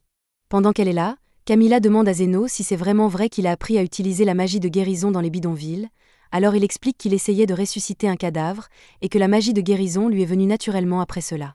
Camilla lui dit que la magie de résurrection est interdite, mais pour la défense de Zeno, il ne savait pas que c'était interdit quand il l'a essayé pour la première fois.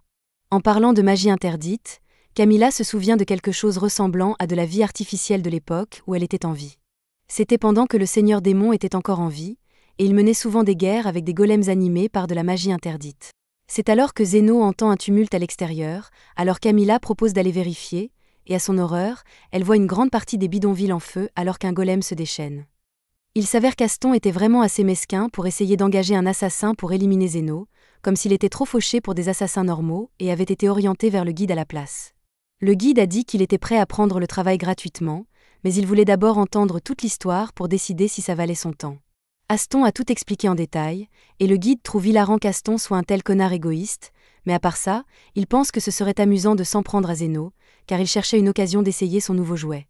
Retour au présent, Zeno et Carmela viennent d'arriver en ville, et de près, les dégâts sont bien pires qu'ils ne l'avaient imaginé. Ils sont bientôt rejoints par Zofia, Linga et Lo, qui demandent l'aide de Zeno car beaucoup de leurs gens ont été blessés par la folie du golem. Il leur demande s'ils ont une idée d'où il pourrait venir, mais pour eux, c'est un mystère total. Le seul indice qu'ils ont est qu'ils ont vu le golem venir des profondeurs des bidonvilles, mais ça n'explique pas pourquoi il est là en premier lieu. Après avoir appris que les monstres venaient des profondeurs des bidonvilles, Zeno s'inquiète que le guide souterrain soit derrière tout ça, mais ce n'est pas le moment de spéculer. Zeno se tourne vers les autres et leur demande de rassembler tous les blessés en un seul endroit pour qu'ils puissent commencer à les soigner. Mais une fois que ce sera fait, il jure qu'il fera regretter à celui qui est derrière tout ça. Au même moment, le guide observe la destruction à distance en sécurité, et il est satisfait de la puissance du golem, mais sa vitesse pourrait être améliorée. Quoi qu'il en soit, ça devrait être plus que suffisant pour mener à bien la mission qu'on lui a confiée. Il ne connaît pas beaucoup Zeno, mais il a hâte de voir comment il réagira quand tous ses amis commenceront à mourir un par un autour de lui. Pendant ce temps, de retour en ville, Linga, Lo et Zofia rassemblent toutes leurs troupes et leur ordonnent de trouver tous les blessés et de les amener à Zeno. Une fois que tout le monde a été secouru, Zeno se prépare à les soigner, alors il avertit Carmela de s'éloigner pour ne pas être banni. Zeno lançaille il sur toute la zone, et tous les résidents blessés se sentent immédiatement mieux, alors il leur dit d'évacuer dès que possible. Il fait ensuite le tour pour finir de soigner ceux qui étaient hors de portée de Haïl, mais il est vraiment furieux à cause de toute cette situation. Non seulement il a été forcé de sortir au milieu de la nuit, mais il a aussi dû soigner des centaines de personnes, et rien ne garantit qu'il sera payé pour ça. Il prévoit de faire payer le maître du golem, mais ils n'ont toujours aucune idée d'où il est ou quel était son objectif en faisant ça. Retour au guide. Il est surpris que Zeno ait pu soigner chaque personne blessée, car il était sûr qu'au moins quelques personnes mourraient dans ce chaos. D'un seul coup d'œil, il peut dire que Zeno est un guérisseur d'élite, mais même si Zeno peut soigner les gens pour les empêcher de mourir, tant qu'il n'arrête pas le golem, il continuera à tout détruire. Zeno vient de finir de soigner tous les blessés, et tout le monde a évacué, mais le golem continue de tout détruire. Zeno demande s'il y a une chance qu'il s'ennuie et parte de lui-même, mais Carmela lui dit que c'est impossible. Les golems sont conçus pour continuer jusqu'à ce qu'ils aient accompli leur objectif, et il est probable que le golem ait reçu l'ordre de détruire les bidonvilles, donc il ne s'arrêtera pas tant qu'il ne restera rien. Pourtant, la pierre magique de haute pureté utilisée pour fabriquer les cœurs de golem aurait dû être entièrement épuisée pendant la Grande Guerre, donc elle ne sait pas comment quelqu'un a pu mettre la main sur des objets aussi rares. Zeno espérait vraiment pouvoir se reposer, mais il ne peut pas le laisser continuer à détruire cet endroit, donc il va devoir s'en occuper avant que les choses n'empirent. Les autres ont proposé de se joindre à lui, mais Zeno leur demande s'ils sont sûrs car il ne peut pas garantir qu'il aura le temps de les soigner s'ils sont blessés au combat.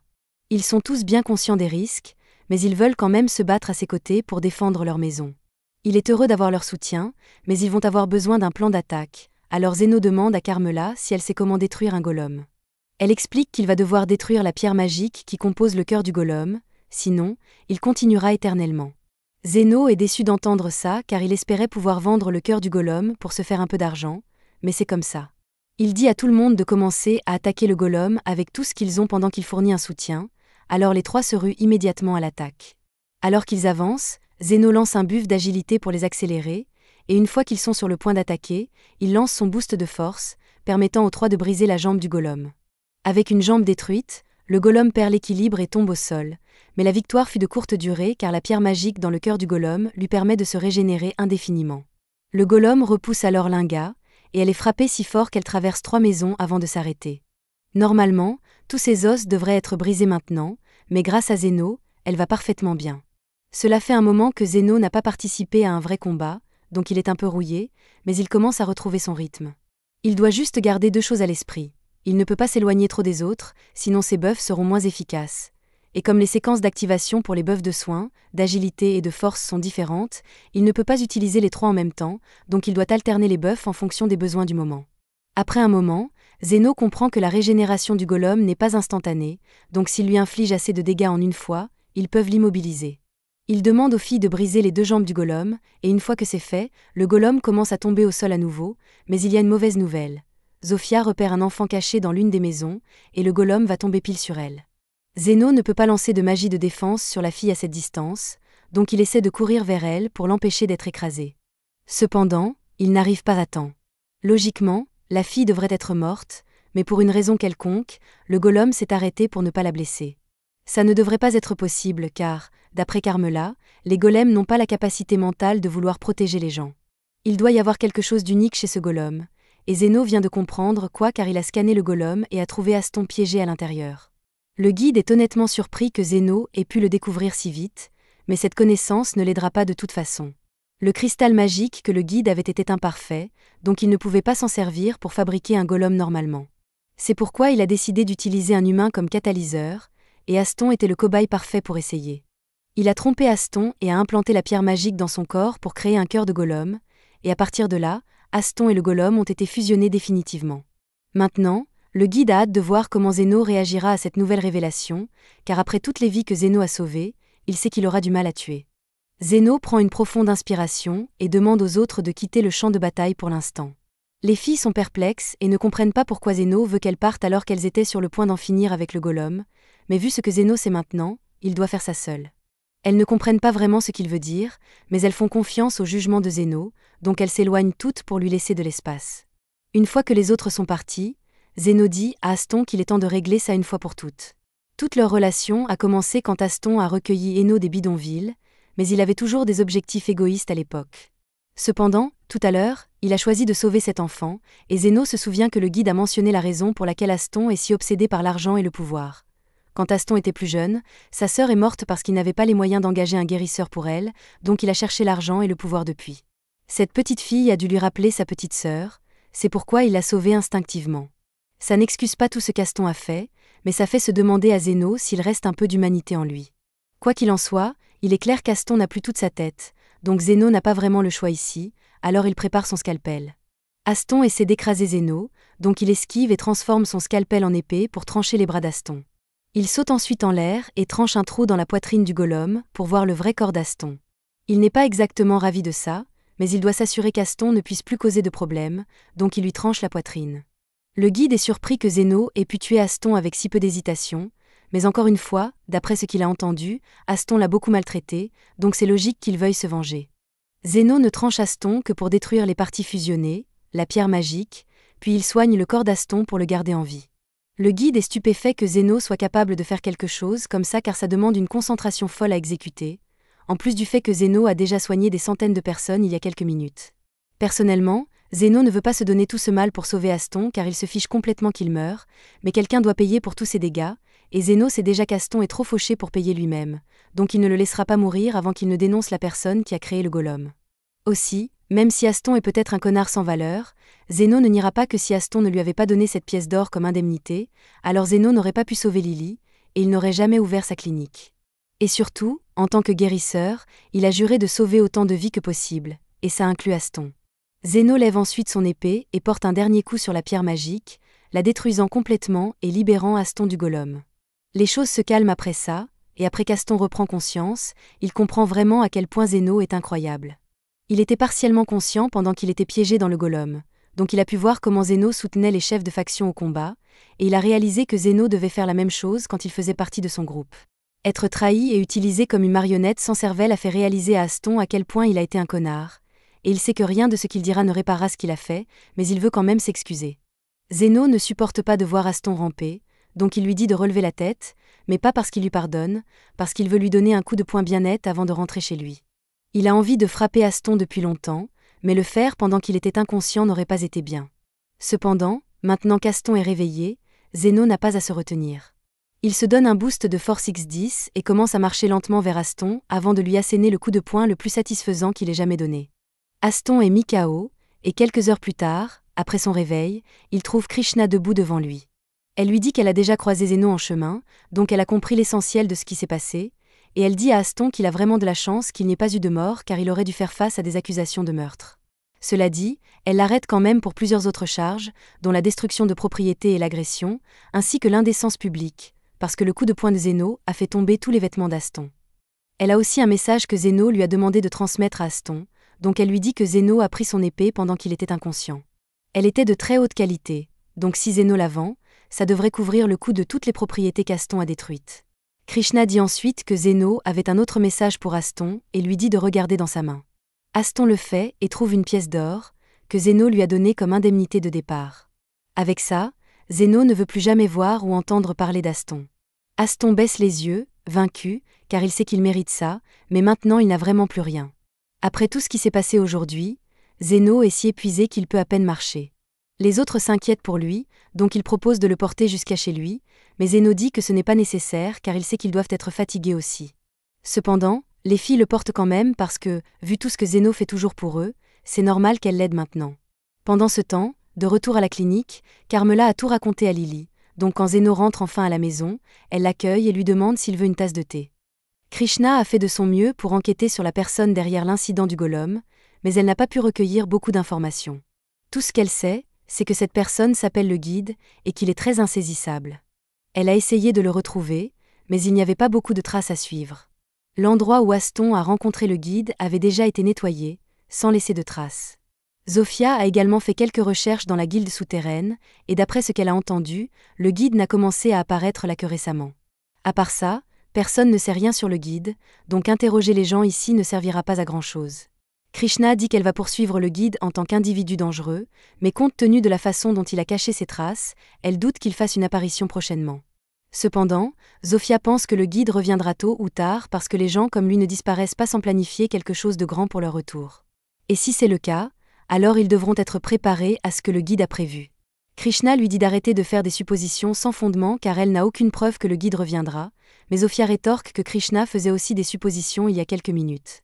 Zeno leur dit à toutes les deux d'arrêter de se disputer et demande s'il y a une raison particulière pour que Krishna soit assise à la table de l'autre côté de la pièce, loin de tout le monde, car cela rend difficile une conversation comme celle-ci. Krishna explique que bien qu'elle soit reconnaissante de l'aide de Zofia l'autre jour, son statut de chevalier royal fait qu'elle ne peut pas être vue en train de discuter tranquillement avec des demi-humains comme ça. Zeno sent qu'une dispute est sur le point d'éclater, et il ne veut pas y prendre part, donc avant que les choses ne s'enveniment, il pousse tout le monde dehors et leur dit de ne pas revenir aujourd'hui à moins d'être blessé. Zeno s'assoit ensuite à son bureau et essaie de se détendre, mais Lily s'approche nerveusement de lui et dit qu'elle a une idée. Elle sait que Zeno doit être épuisé par tout le mana qu'il a utilisé lors du combat contre le golem, donc elle s'apprête à lui suggérer d'aller à une source chaude avec elle pour se détendre. Mais avant qu'elle ne puisse terminer sa phrase, Zofia la devance et fait irruption par la porte, demandant à Zeno s'il aimerait aller à une source chaude pour se détendre. Zeno pense que ce serait un bon changement par rapport à sa routine habituelle, donc il accepte, et Zofia part heureuse. Quelques instants plus tard, Linga arrive, et après avoir regardé autour d'elle pour s'assurer que les autres ne sont pas à proximité, elle demande à Zeno s'il aimerait aller à la source chaude avec elle. Zeno pense toujours que la source chaude est une bonne idée, mais il ne peut pas accepter la demande de Linga, car Zofia l'a déjà invité en premier. Cependant, avant qu'il ne puisse le dire, Linga dit qu'elle le retrouvera à la source chaude et part. Quelques instants plus tard, l'eau arrive, et avant même qu'elle n'ouvre la bouche, Zeno sait exactement ce qu'elle va dire. Comme prévu, elle allait lui demander d'aller à la source chaude avec elle, et elle prend le fait que Zeno savait déjà ce qu'elle voulait comme un « oui », donc elle dit qu'elle le retrouvera à la source chaude. Et quelques instants après, la même chose se produit avec Krishna, donc Zeno commence à se demander pourquoi tout le monde veut soudainement aller à la source chaude à tout prix. Il se souvient alors que Lily allait lui demander quelque chose avant d'être interrompue, mais elle ne veut pas admettre qu'elle allait aussi lui demander d'aller à la source chaude avec elle, donc elle reste silencieuse.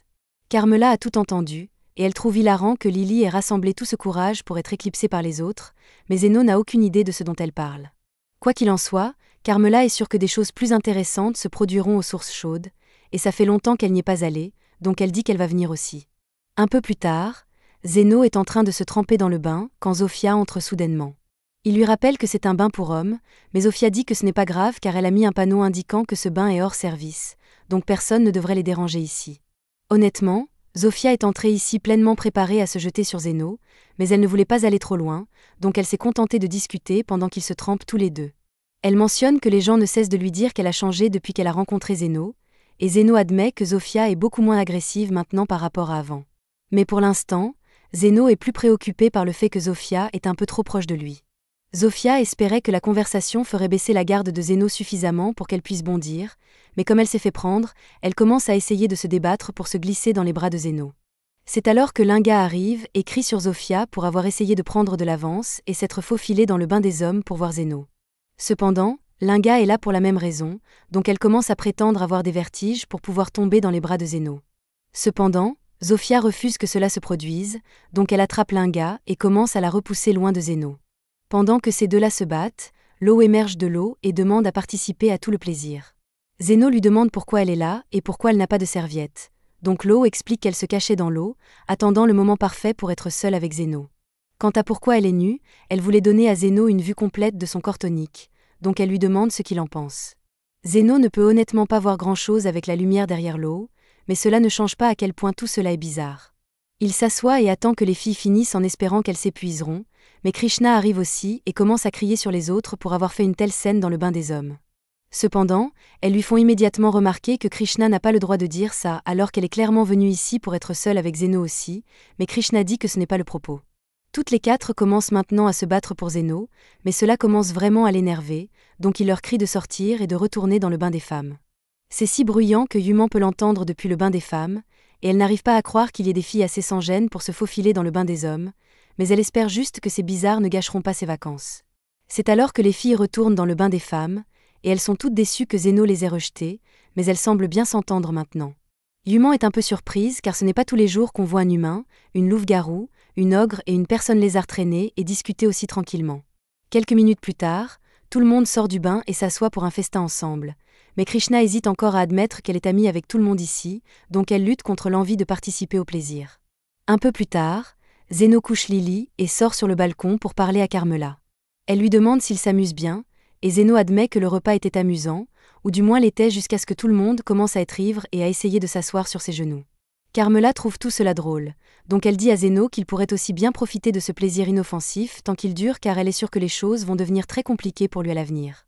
Zeno lui dit d'arrêter de parler avant qu'elle ne porte malheur à son avenir, mais il est déjà trop tard car l'intuition d'un spectre n'a presque jamais tort.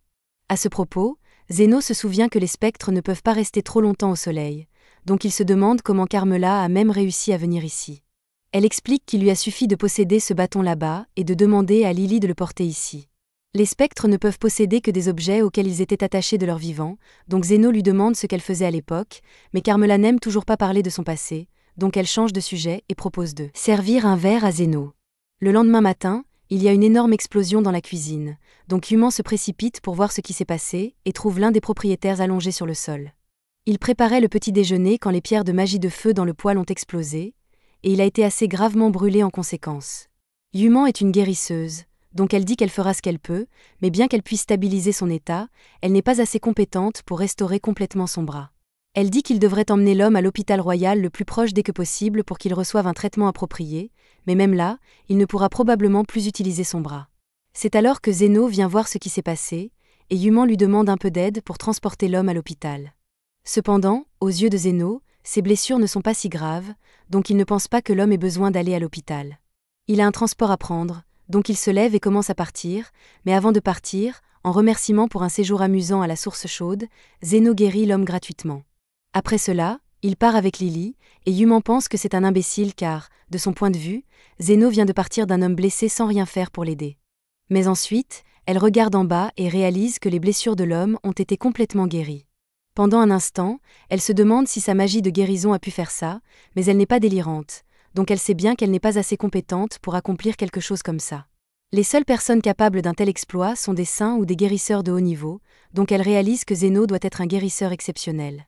Elle retourne immédiatement au travail pour en informer son patron, et Ernardo est surpris d'entendre qu'il y a un guérisseur d'élite qui se promène dans le pays. Le gouvernement voudrait probablement en faire un atout national, mais ce n'est pas comme s'il pourrait le retrouver, étant donné que tout ce dont Yuman se souvient de lui est que ses cheveux étaient noirs. Quoi qu'il en soit, Ernardo ne pense pas qu'ils aient vraiment besoin de s'en inquiéter car, si Zeno a été assez gentil pour guérir un homme gravement blessé sans rien demander en retour, alors il doit être un bon gars, et il n'y a pas de mal à laisser un bon guérisseur faire comme il lui plaît. C'est alors que Yuman mentionne que Zeno portait une grande veste noire, et pour une raison quelconque, cela attire l'attention d'Ernardo. Il change soudainement d'avis et décide qu'il pourrait valoir la peine de chercher Zeno après tout, et Yuman est d'accord avec ça, mais elle demande comment elle compte faire ça. Ernardo y réfléchit un peu, et comme ils n'ont trouvé aucun enregistrement officiel de Zeno, cela doit signifier qu'il n'est pas officiellement licencié, donc il doit opérer quelque part dans les bidonvilles, et Ernardo avait le plan parfait en tête pour atteindre Zeno. Plus tard dans la journée, entraîne Ernardo dans le bureau de Zeno et demande de l'aide car il est dans un état terrible. Il ne sait pas qui est ce gars, mais il crachait beaucoup de sang et s'est effondré, donc Zan l'a amené ici. Zeno avertit Zan que le gars pourrait être contagieux, donc tout le monde devrait reculer jusqu'à ce que Zeno ait terminé son scan préliminaire. D'après ce que Zeno peut voir, les poumons de ce gars sont complètement en désordre à l'intérieur, et cela lui rappelle la maladie du poumon rouge, donc il dit à Lily de garder ses distances. La pandémie du poumon rouge a tué beaucoup de gens à l'époque, et c'est vraiment contagieux, mais elle aurait dû être complètement éradiquée après le développement du remède, donc Zeno n'a aucune idée de comment ce gars l'a contracté. C'est alors qu'Ernardo se lève, et il est impressionné par la rapidité avec laquelle Zeno a pu le diagnostiquer. Il se présente comme l'un des guérisseurs d'élite de l'hôpital royal, bien qu'Ernardo ne soit pas particulièrement doué pour utiliser la magie de guérison. C'est alors que Yuman se précipite dans la clinique, cherchant Ernardo, et elle commence à le gronder pour avoir fait quelque chose d'aussi téméraire que de se rendre malade juste pour être emmené à Zeno. Cependant, Ernardo dit qu'il n'avait pas le choix s'il voulait rencontrer Zeno, bien que se rendre malade commence vraiment à faire mal. Il sort une bouteille de sa poche et la boit tout en expliquant qu'il a pris une drogue pour se donner des symptômes de la maladie du poumon rouge afin que les locaux l'amènent à Zeno, mais il dit à Zeno de ne pas s'inquiéter car les effets devraient disparaître maintenant qu'il a pris l'antidote.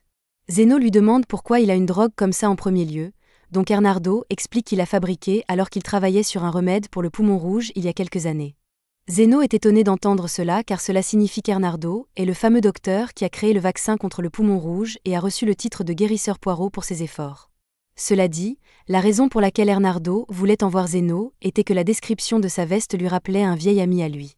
Il demande à Zeno où il a eu la veste, donc Zeno explique qu'elle appartenait à son professeur, bien qu'il n'ait aucune idée d'où est son professeur maintenant. Pour continuer, Ernardo demande à Zeno s'il aimerait venir travailler à l'hôpital royal avec lui car il a une situation où il pourrait avoir besoin d'aide. C'est alors que les filles arrivent, et elles ont entendu qu'un gars bizarre embêtait Zeno, donc elles sont prêtes à le frapper s'il cause des problèmes. Ernardo les assure qu'il n'est pas venu ici pour forcer Zeno à faire quoi que ce soit. Il veut simplement lui offrir un contrat, et Zeno semble d'accord avec ça. Zofia lui demande s'il est sûr de ça, mais Zeno pense que c'est pour le mieux car maintenant que l'hôpital royal connaît sa clinique souterraine, il serait préférable d'obtenir le soutien d'Ernardo.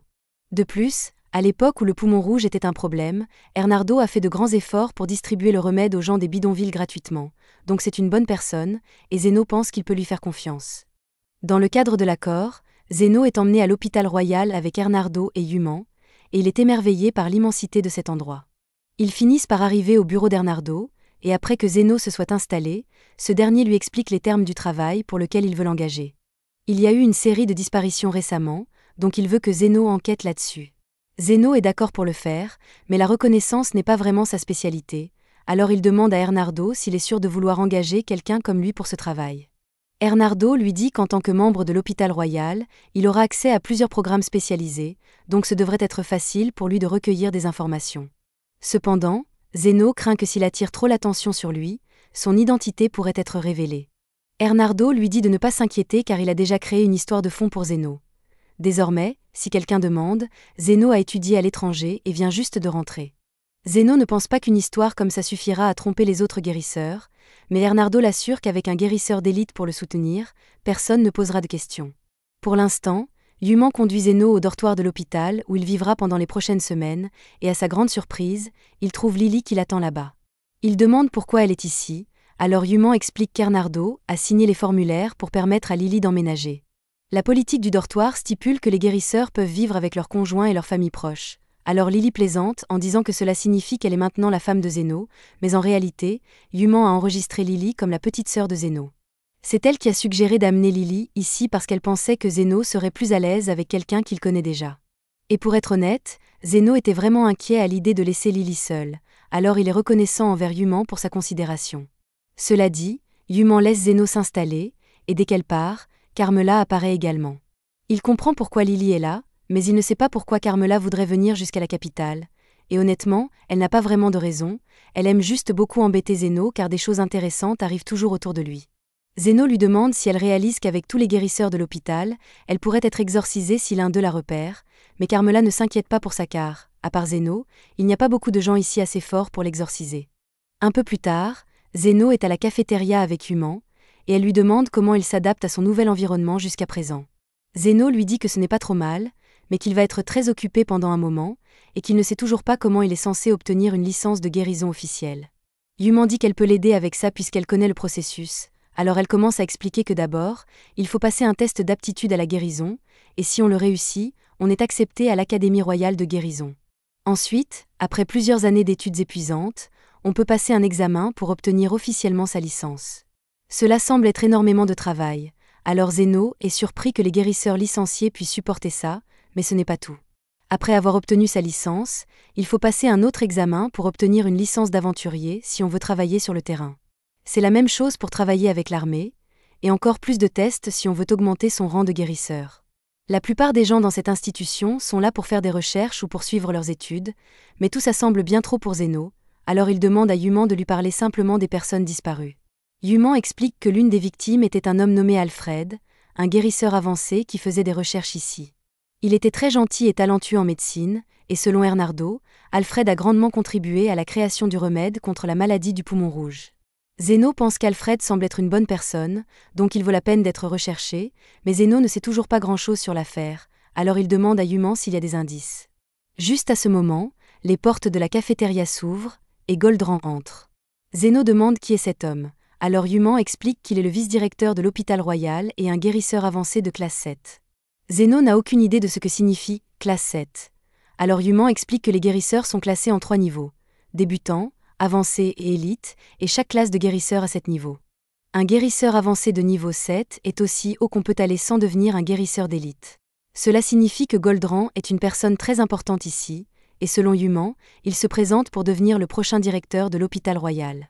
Le directeur actuel est absent la plupart du temps car il est très âgé, donc Goldrand détient la plus grande autorité au sein de l'académie, et avec lui aux commandes, l'hôpital a beaucoup changé, bien que Yuman ne pense pas que ce soit une bonne chose. Sous le règne de Goldrand, les riches reçoivent des soins exceptionnels quand ils sont malades, tandis qu'au mieux, les pauvres reçoivent une poche de glace et un autocollant « Bon rétablissement ». Goldrand lui-même ne fait pas beaucoup d'efforts pour améliorer ses capacités de guérison, et la rumeur dit qu'il a soudoyé pour être promu au niveau 7. Zéno a une assez bonne idée du genre de personne qu'il est, donc il aimerait l'éviter à tout prix, mais malheureusement, ce n'est pas une option car Yuman pense que Goldrand pourrait avoir quelque chose à voir avec la disparition d'Alfred. Comme Goldrand veut gravir les échelons le plus rapidement possible, il recrute autant de personnes talentueuses que possible, et Alfred faisait partie de ces personnes. Zéno demande si Goldrand a fait des déclarations concernant la disparition d'Alfred, mais Goldrand a nié toute implication. Zéno comprend ce qu'il doit faire, mais il ne sait pas comment il est censé entrer en contact avec quelqu'un d'aussi influent que Goldrand.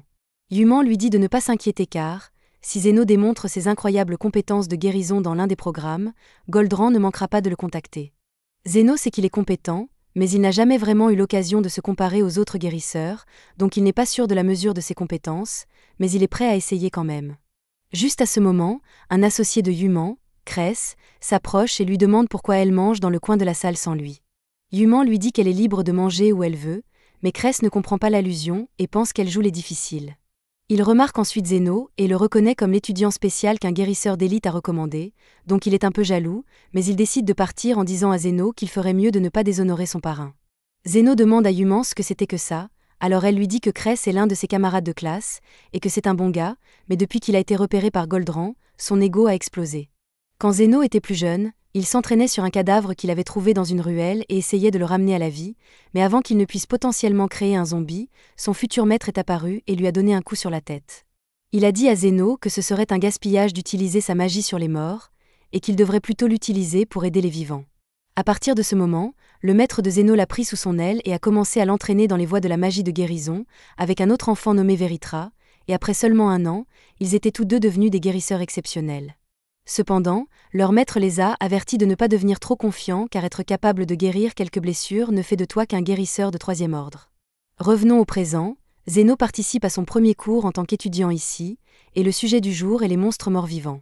Au fur et à mesure que la leçon avance, Zéno est impressionné car, bien qu'il connaisse déjà toutes ces informations depuis ses jours d'aventurier, la façon dont c'est enseigné rendrait l'apprentissage très facile pour quelqu'un qui n'a jamais eu affaire aux morts-vivants.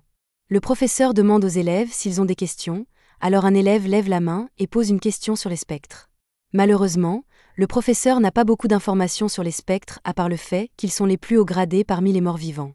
Il n'y a pas beaucoup de témoignages oculaires, et jusqu'à présent, chaque groupe d'aventuriers qui en a rencontré un a été anéanti, donc il vaut mieux fuir si jamais vous rencontrez un spectre.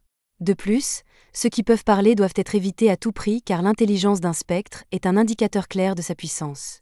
Zéno est surpris d'entendre ça car en ce moment, il a un spectre qui parle et qui se détend à la maison avec Lily, et il n'avait aucune idée que Carmela était si puissante, mais il décide de garder ça secret pour ne pas effrayer qui que ce soit. Le professeur demande ensuite si des élèves ont déjà eu une rencontre avec les morts-vivants, et le premier à lever la main est Cress.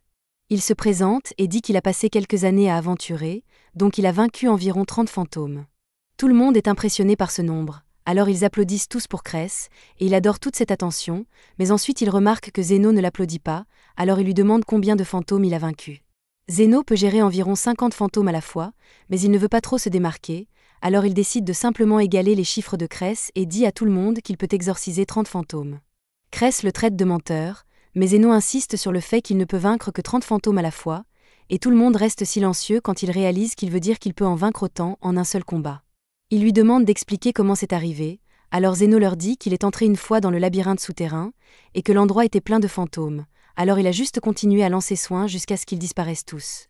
Les élèves réalisent rapidement que Zéno parle du labyrinthe de Garm, et même les aventuriers de classe or y réfléchiraient à 2 fois avant de s'y aventurer. Inutile de dire que tout le monde est impressionné, mais Cress pense toujours qu'il ment car il n'y a aucun moyen que Zeno l'ait surpassé. Le sujet du cours suivant est les cercles magiques, et Cress décide de s'asseoir à côté de Zeno pour lui montrer à quel point il est meilleur. Zeno ne comprend pas vraiment les cercles magiques car il a toujours pensé que c'était une perte de temps, mais il doit quand même assister à ce cours. Après que le professeur a montré un cercle magique à la classe, il demande un volontaire pour venir en dessiner un au tableau. Cress lève immédiatement la main et descend pour démontrer sa supériorité. Cress est capable de dessiner un cercle magique parfait pour un sort de soin basique, et le professeur est impressionné par son travail. Cress dit ensuite au professeur que Zeno aimerait aussi dessiner un cercle magique, et bien que Zeno n'avait aucune intention de participer à cet exercice, il n'a plus le choix maintenant. Comme il l'a dit précédemment, Zeno ne s'est jamais vraiment embêté à apprendre beaucoup sur les cercles magiques, mais il se souvient d'un que son maître lui a montré il y a longtemps, alors il décide de le dessiner. Cress se met à rire de Zeno parce que son cercle magique ne ressemble en rien à ceux du manuel, mais dès que le professeur le regarde, il se fiche d'étonnement car le cercle magique de Zeno va au-delà de la magie de guérison basique. Ça ressemble à un cercle de régénération, mais il y a quelque chose de différent. Zeno dit au professeur qu'il a raison de penser que c'est un cercle de régénération, mais que c'en est un vraiment bizarre. Si un patient a perdu plusieurs doigts, ce sort en fera repousser un au hasard. Cela semble inutilement compliqué et consommerait plus de mana qu'une personne normale ne pourrait en posséder. Cependant, Zeno est capable de l'activer facilement, bien qu'il ne pense pas que le cercle soit utile car il peut régénérer les doigts plus rapidement tout seul. Le professeur réalise que Zeno est un génie, alors il le supplie de rejoindre son laboratoire de recherche, mais Zeno décline poliment, et Cress déteste toute l'attention que Zeno reçoit. Plus tard dans la journée, la nouvelle d'un nouvel étudiant exceptionnellement talentueux parvient à Goldrand. Selon les rapports, cet étudiant est assez fort pour vaincre 30 fantômes en même temps, mais Goldrand dit qu'il n'a pas le temps d'écouter des rumeurs. Juste à ce moment, quelqu'un d'autre entre et informe Goldrand qu'il y a eu plusieurs apparitions de morts-vivants dans le cimetière, alors Goldrand a une idée. Il prévoit d'envoyer Zeno en mission pour nettoyer le cimetière, et s'il est à la hauteur du battage médiatique, il envisagera de le recruter. Cette nuit-là, Zeno est envoyé comme membre du groupe d'exorcisme, comprenant également Cress. Cress mène les autres étudiants pour affronter les fantômes, mais ils sont rapidement encerclés, et Cress commence à paniquer, mais juste avant qu'ils ne puissent être tués, Zeno lance un sort de soin supérieur et élimine tous les fantômes. Zeno dit à tout le monde qu'ils ont fait un excellent travail en attirant les fantômes pour qu'ils puissent s'en occuper, mais avant qu'ils ne puissent finir de parler, Cress s'attribue le mérite du sort de soin supérieur de Zeno. Les autres étudiants n'ont aucune idée de ce qui s'est passé, alors ils croient Cress quand il dit que c'est lui qui les a sauvés, et Cress leur dit de retourner voir leur professeur pour leur raconter à quel point il est génial. Il s'approche ensuite de Zeno et lui dit sans vergogne qu'il n'acceptera jamais les compétences de Zeno, mais Zeno se moque complètement du vol de mérite mesquin de Cress. Cependant, si Cress veut vraiment avoir tout le mérite pour lui, alors il ne devrait pas encore partir car le problème des morts-vivants n'a pas été réglé. Cress n'a aucune idée de ce dont Zeno parle, mais quelques secondes plus tard, le sol se fend, et un roi zombie émerge. Les autres étudiants ne peuvent pas croire qu'un monstre aussi puissant qu'un roi zombie soit vraiment apparu ici, mais ils ne s'inquiètent pas car Cress devrait pouvoir s'en occuper, et il va devoir le faire seul car aucun d'eux ne veut s'approcher de cette chose. Zeno pourrait aider, mais encore une fois, il ne voudrait pas gêner Cress, donc ils vont juste regarder. Pour rendre justice à Cress, il a essayé de combattre le roi zombie, mais même après avoir lancé son sort de soin le plus puissant, il n'a pas pu faire beaucoup de dégâts aux zombies. Il n'a aucune chance de vaincre cette chose, mais sa fierté ne lui permet pas d'admettre sa défaite, alors il court partout pour éviter de se faire écraser. Pendant ce temps, Yuman dit à Zeno que les monstres morts-vivants sont attirés par les monstres morts-vivants plus forts, donc les fantômes tout à l'heure doivent être apparus à cause du roi zombie, mais Zeno pense qu'il y a plus que ça. Quoi qu'il en soit, Cress commence à être sérieusement malmenée, alors Zeno pense qu'il est temps d'intervenir, mais Yuman lui dit d'attendre un peu.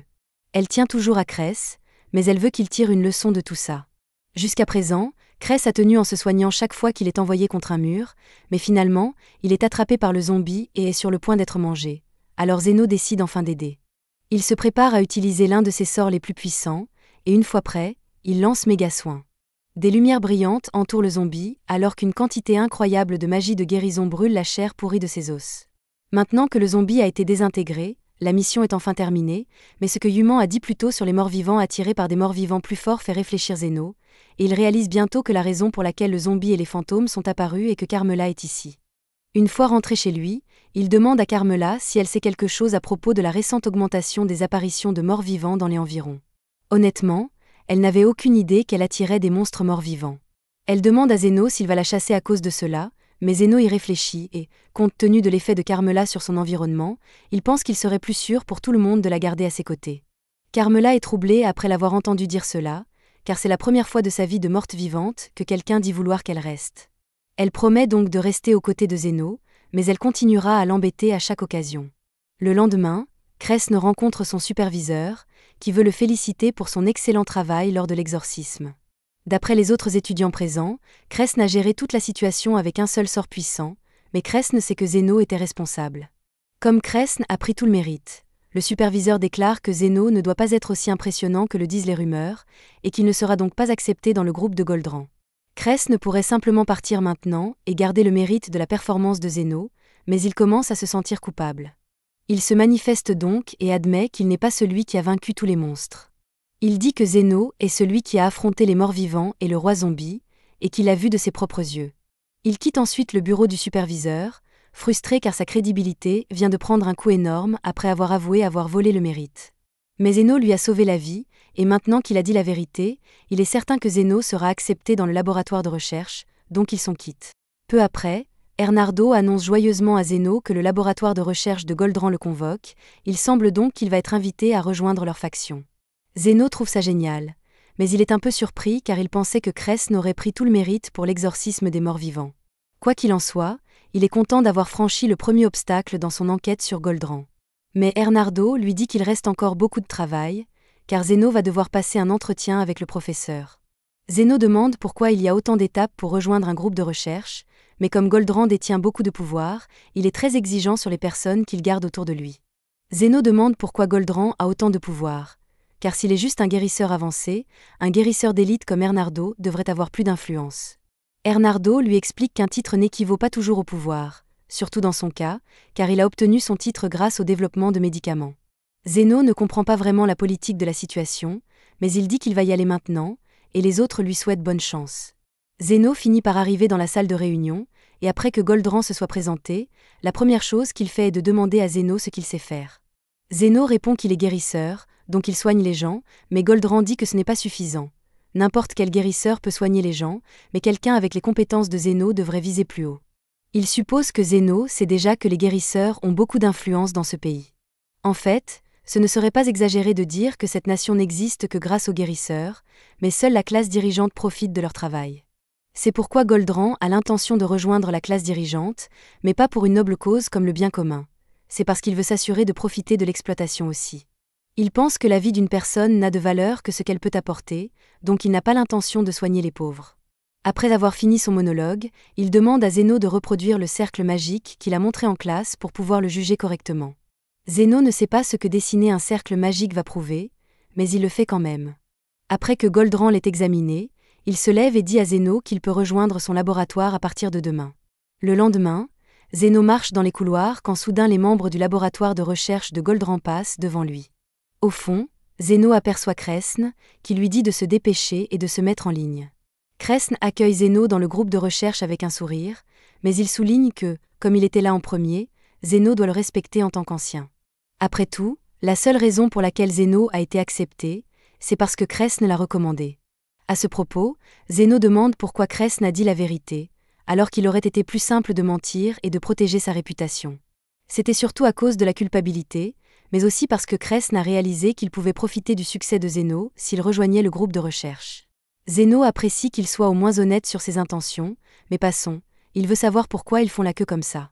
Kresn explique que cela fait partie de la tournée quotidienne de Goldran pour visiter les patients. Zeno demande s'il a vraiment besoin d'autant de monde pour une visite, mais c'est surtout pour faire impression, car il ne visite que des personnes au pouvoir. Zeno est là uniquement pour enquêter sur Goldran, mais il ne peut pas le faire depuis le fond de la file, alors il décide de se précipiter devant.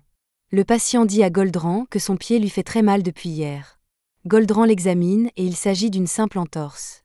Il déclare qu'il n'aura besoin que de 3 de ses subordonnés pour la soigner. Zeno ne comprend pas de quoi Goldran parle, mais il le voit ensuite lancer son sort et extraire de l'énergie de 3 étudiants. Il utilise ensuite cette énergie pour soigner la cheville de l'homme, mais cela semble avoir eu un effet sur les étudiants utilisés par Goldran. Zeno retourne vers Kresn et lui demande s'il connaît la magie que Goldran vient d'utiliser. Kresn explique que la spécialité de Goldran est la magie de transfert de santé. C'est une magie qui transfère la force vitale d'une personne à une autre, permettant de soigner des blessures graves même sans être particulièrement puissant. Par exemple, Si quelqu'un est blessé, on peut transférer la force vitale d'une autre personne pour accélérer sa guérison.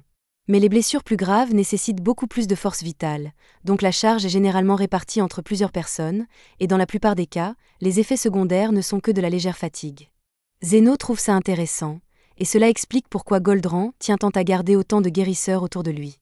Mais Kresne lui dit que ce n'est qu'une partie de la raison. Il y a des rumeurs selon lesquelles le directeur actuel, Scholar, va bientôt prendre sa retraite, donc Goldrant essaie de sécuriser des votes en prévision des prochaines élections. Zeno remercie Kresne d'avoir répondu à toutes ces questions, mais tant qu'il y est, il lui demande s'il a entendu parler d'un certain Alfred. Kresne confirme qu'il connaît Alfred, mais il n'est pas vraiment fan. Ce type a été invité à l'une des soirées de Goldrant, et juste après, il a disparu. Zeno lui demande ce qu'il veut dire par « soirée ». Et Kresne explique que Goldrant organise souvent des dîners pour ses subordonnés préférés, donc c'est un honneur d'être invité à un tel événement. Pourtant, Alfred a disparu après y avoir assisté, et personne n'a plus jamais entendu parler de lui. Zeno transmet ensuite toutes ces informations à Ernardo. Il estime avoir assez enquêté, mais Ernardo dit qu'ils sont loin d'avoir fini. Cela confirme que Goldrant a un lien avec la disparition d'Alfred, mais ce n'est pas suffisant pour prouver qu'il en est responsable.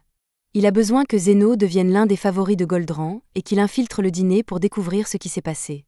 Il propose même de payer Zeno, en plus s'il y parvient. Même si Zeno espérait rentrer chez lui, il accepte de rester et de continuer à enquêter. Mais quelle que soit l'issue, il demande à Ernardo de lui dire tout ce qu'il sait sur son maître une fois que ce sera terminé. Pendant ce temps, dans les bas quartiers, Linga s'occupe à crocheter la serrure de la clinique de Zeno, et elle finit par entrer.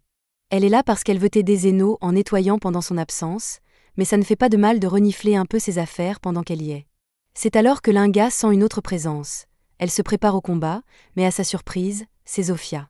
Elles se demandent mutuellement ce qu'elles font là, mais Linga remarque que Zofia tient aussi une serpillière. Elle a donc eu la même idée. Quelques instants plus tard, Lo enfonce la porte parce qu'elle veut aussi nettoyer la clinique pour Zeno. Zofia et Linga s'attendaient un peu à la voir arriver, même si elles auraient préféré qu'elle n'enfonce pas la porte, car ça leur donne encore plus de travail. Le lendemain, dans la capitale, Zeno rencontre Kresne, qui lui annonce qu'il a la grande opportunité de s'occuper du précieux chien de Goldrant. En réalité, Kresne essaie juste de refiler sa tâche de gardiennage à Zeno, mais Zeno se demande si Kresne fait vraiment partie de l'équipe de recherche s'il fait ce genre de travail. Kresne explique que Goldrant rencontre les 7 grands nobles qu'il cherche à s'attirer, c'est pourquoi ils doivent garder son chien. Mais Kresne ne s'en plaint pas, car il pense pouvoir grimper dans la faction en rendant des services à Goldrant. Zeno demande à Kresne s'il espère vraiment une promotion, et Kresne répond que c'est la seule raison pour laquelle il fait tout ça. S'il est promu, il pourra intégrer l'élite du pays et avoir autant de luxe qu'il veut. Zeno est un peu confus, car il pensait que la principale raison pour laquelle les gens deviennent guérisseurs est de soigner les gens. Idéalement, il aurait raison, mais Kresne lui dit que le monde ne fonctionne pas comme ça. Il y a eu un temps où Kresne rêvait de soigner les gens et de guérir les maladies, mais sa magie de guérison n'est pas toute puissante, donc il y a une limite à ce qu'il peut faire. Et comme il ne peut pas sauver tout le monde, il veut utiliser son pouvoir pour s'enrichir. C'est alors qu'un homme nommé Bon arrive et demande à Kresne s'il est encore coincé à garder le chien de Goldrant. Kresne répond qu'il fait juste ce qu'il doit faire, mais Bon lui dit qu'il faudra plus que lécher les bottes de Goldrant pour réussir dans la vie. Il part ensuite, et Zeno demande à Kresne qui c'était. Kresne explique que Bon est le premier secrétaire de Goldrant, mais Zeno a du mal à croire qu'un type aussi irresponsable puisse être secrétaire. Kresne comprend son scepticisme, mais Bon est apparemment un vieil ami de Goldrant, donc il a eu le poste par népotisme et ne fait presque aucun travail. Soudain, Bon crie le nom de Kresne. Il a dû l'entendre dire du mal de lui, car il lui lance sa bouteille. Heureusement, Bon était trop ivre pour viser correctement, donc il manque Kresne, mais la bouteille atterrit près du chien de Goldrant, qui prend tellement peur qu'elle s'enfuit. Kresne panique, car Goldrant le tuerait s'il perdait Madame Milk, alors il court après elle. Mais alors que Milk traverse la rue, un carrosse passe et l'écrase. Kresne se précipite vers elle et essaie de soigner ses blessures, mais même avec une guérison de haut niveau, ce n'est pas suffisant pour restaurer complètement le corps aplati de Milk. Zeno dit à Kresne de ne pas s'inquiéter, car sa guérison a arrêté le saignement de Milk, donc elle survivra. Cependant, Kresne lui dit que ce n'est pas assez. Même si Milk survit, elle aura des cicatrices, et Goldrant l'aime justement pour son corps parfaitement doux. S'il découvre ça, Kresne est fini. Zeno ne veut pas voir Kresne souffrir à cause de ça, alors il lève la main et commence à soigner Milk. Kresne essaie de lui dire que c'est inutile, car même si Zeno a assez de puissance magique pour vaincre un roi zombie, régénérer la peau demande une grande finesse, et seul un guérisseur de haut niveau peut le faire. Mais pendant que Kresne parlait, Zeno a déjà fini de soigner Milk, qui est revenue à la normale. Il n'y a aucun signe qu'elle ait été blessée, et Zeno a même réparé ses côtes cassées, donc elle devrait pouvoir bouger normalement. Cependant, il suggère de la laisser se reposer pour aujourd'hui. Plus tard dans la journée, Zeno rentre chez lui et trouve Yuman qui l'attend. Il lui demande si quelque chose ne va pas. Elle répond qu'elle est venue lui demander de faire une promenade avec elle. Zeno est un peu surpris par la demande, mais il accepte. Une fois dans les bois, il demande à Yuman si elle a quelque chose à lui dire. Elle se tourne vers Zeno et lui dit qu'elle veut s'excuser, car si elle n'était pas si faible, elle aurait pu attirer l'attention de Goldrand, et Zeno n'aurait pas été entraîné dans cette histoire. Zeno lui dit qu'elle n'a pas à s'excuser, car Ernardo le paie déjà pour ses efforts, et de toute façon, sans une opportunité comme celle-ci, il n'aurait jamais pu mettre les pieds à l'hôpital royal ou en apprendre plus sur son maître. Il a beaucoup à gagner dans cette affaire, donc il assure à Yuman qu'elle n'a pas à se sentir coupable. Yuman est contente de l'entendre, mais maintenant que Zeno en parle, elle ne connaît pas bien ce maître dont il parle tant. Elle lui demande donc quel genre de personne il était. Zeno répond qu'il n'est pas sûr, car honnêtement, son maître était un peu louche, mais il lui a appris à lire et à écrire, ainsi que beaucoup d'autres choses sur la magie de guérison et le monde, donc Zeno lui doit pratiquement toute sa vie. Yuman trouve que ça ressemble beaucoup à sa situation avec Ernardo, car quand elle est devenue guérisseuse, il a pris sous son aile et lui a enseigné plein de choses liées à ses recherches. Certes, le dévouement d'Ernardo à ses recherches a fait que sa petite amie l'a quitté, donc Yuman s'occupe de lui depuis. Ça semble un peu suspect, alors Zeno demande à Yuman quelle est sa relation avec Ernardo, et elle répond qu'Ernardo est son oncle, c'est pourquoi ils sont si proches. Peu après, Zeno et Yuman retournent vers le campus de l'hôpital royal, quand Kresn arrive en courant.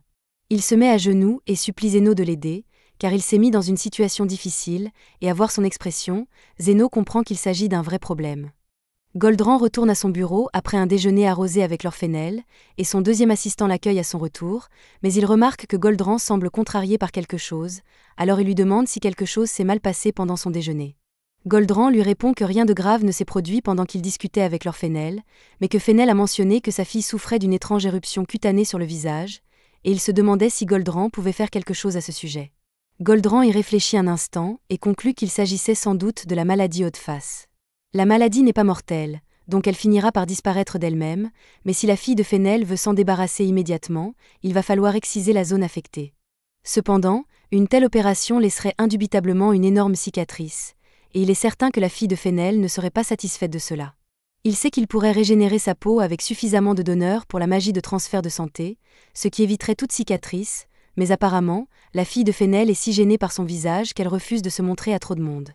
Au mieux, Goldrand pourrait peut-être amener 1 ou 2 assistants, mais c'est à peu près tout ce que la fille de Fenel acceptera. Tout cela stresse énormément Fenel, alors il décide d'aller calmer ses nerfs en allant voir son précieux chien, Milk. Cependant, en chemin vers la chambre de Milk, il croise Bon, qui plaisante en mentionnant que Milk s'est fait renverser récemment par une calèche. Goldrand est immédiatement furieux, car il pense que Bon y est pour quelque chose, mais Bon lui dit de se calmer, car la gardienne qui promenait Milk l'a déjà soignée, et elle devrait être en parfaite santé. Goldrand décide de laisser Bon partir pour l'instant et se précipite vers la chambre de Milk pour vérifier son état, et à sa grande surprise, Milk va vraiment bien. Elle est un peu fatiguée, mais à part ça, aucune trace de blessure ou de cicatrice due à l'accident. Goldrand n'arrive pas à croire qu'il existe vraiment un mage capable de soigner des blessures sans laisser de cicatrices, et comme il a chargé Kresn de surveiller Milk, il pense que c'est Kresn qui l'a soigné.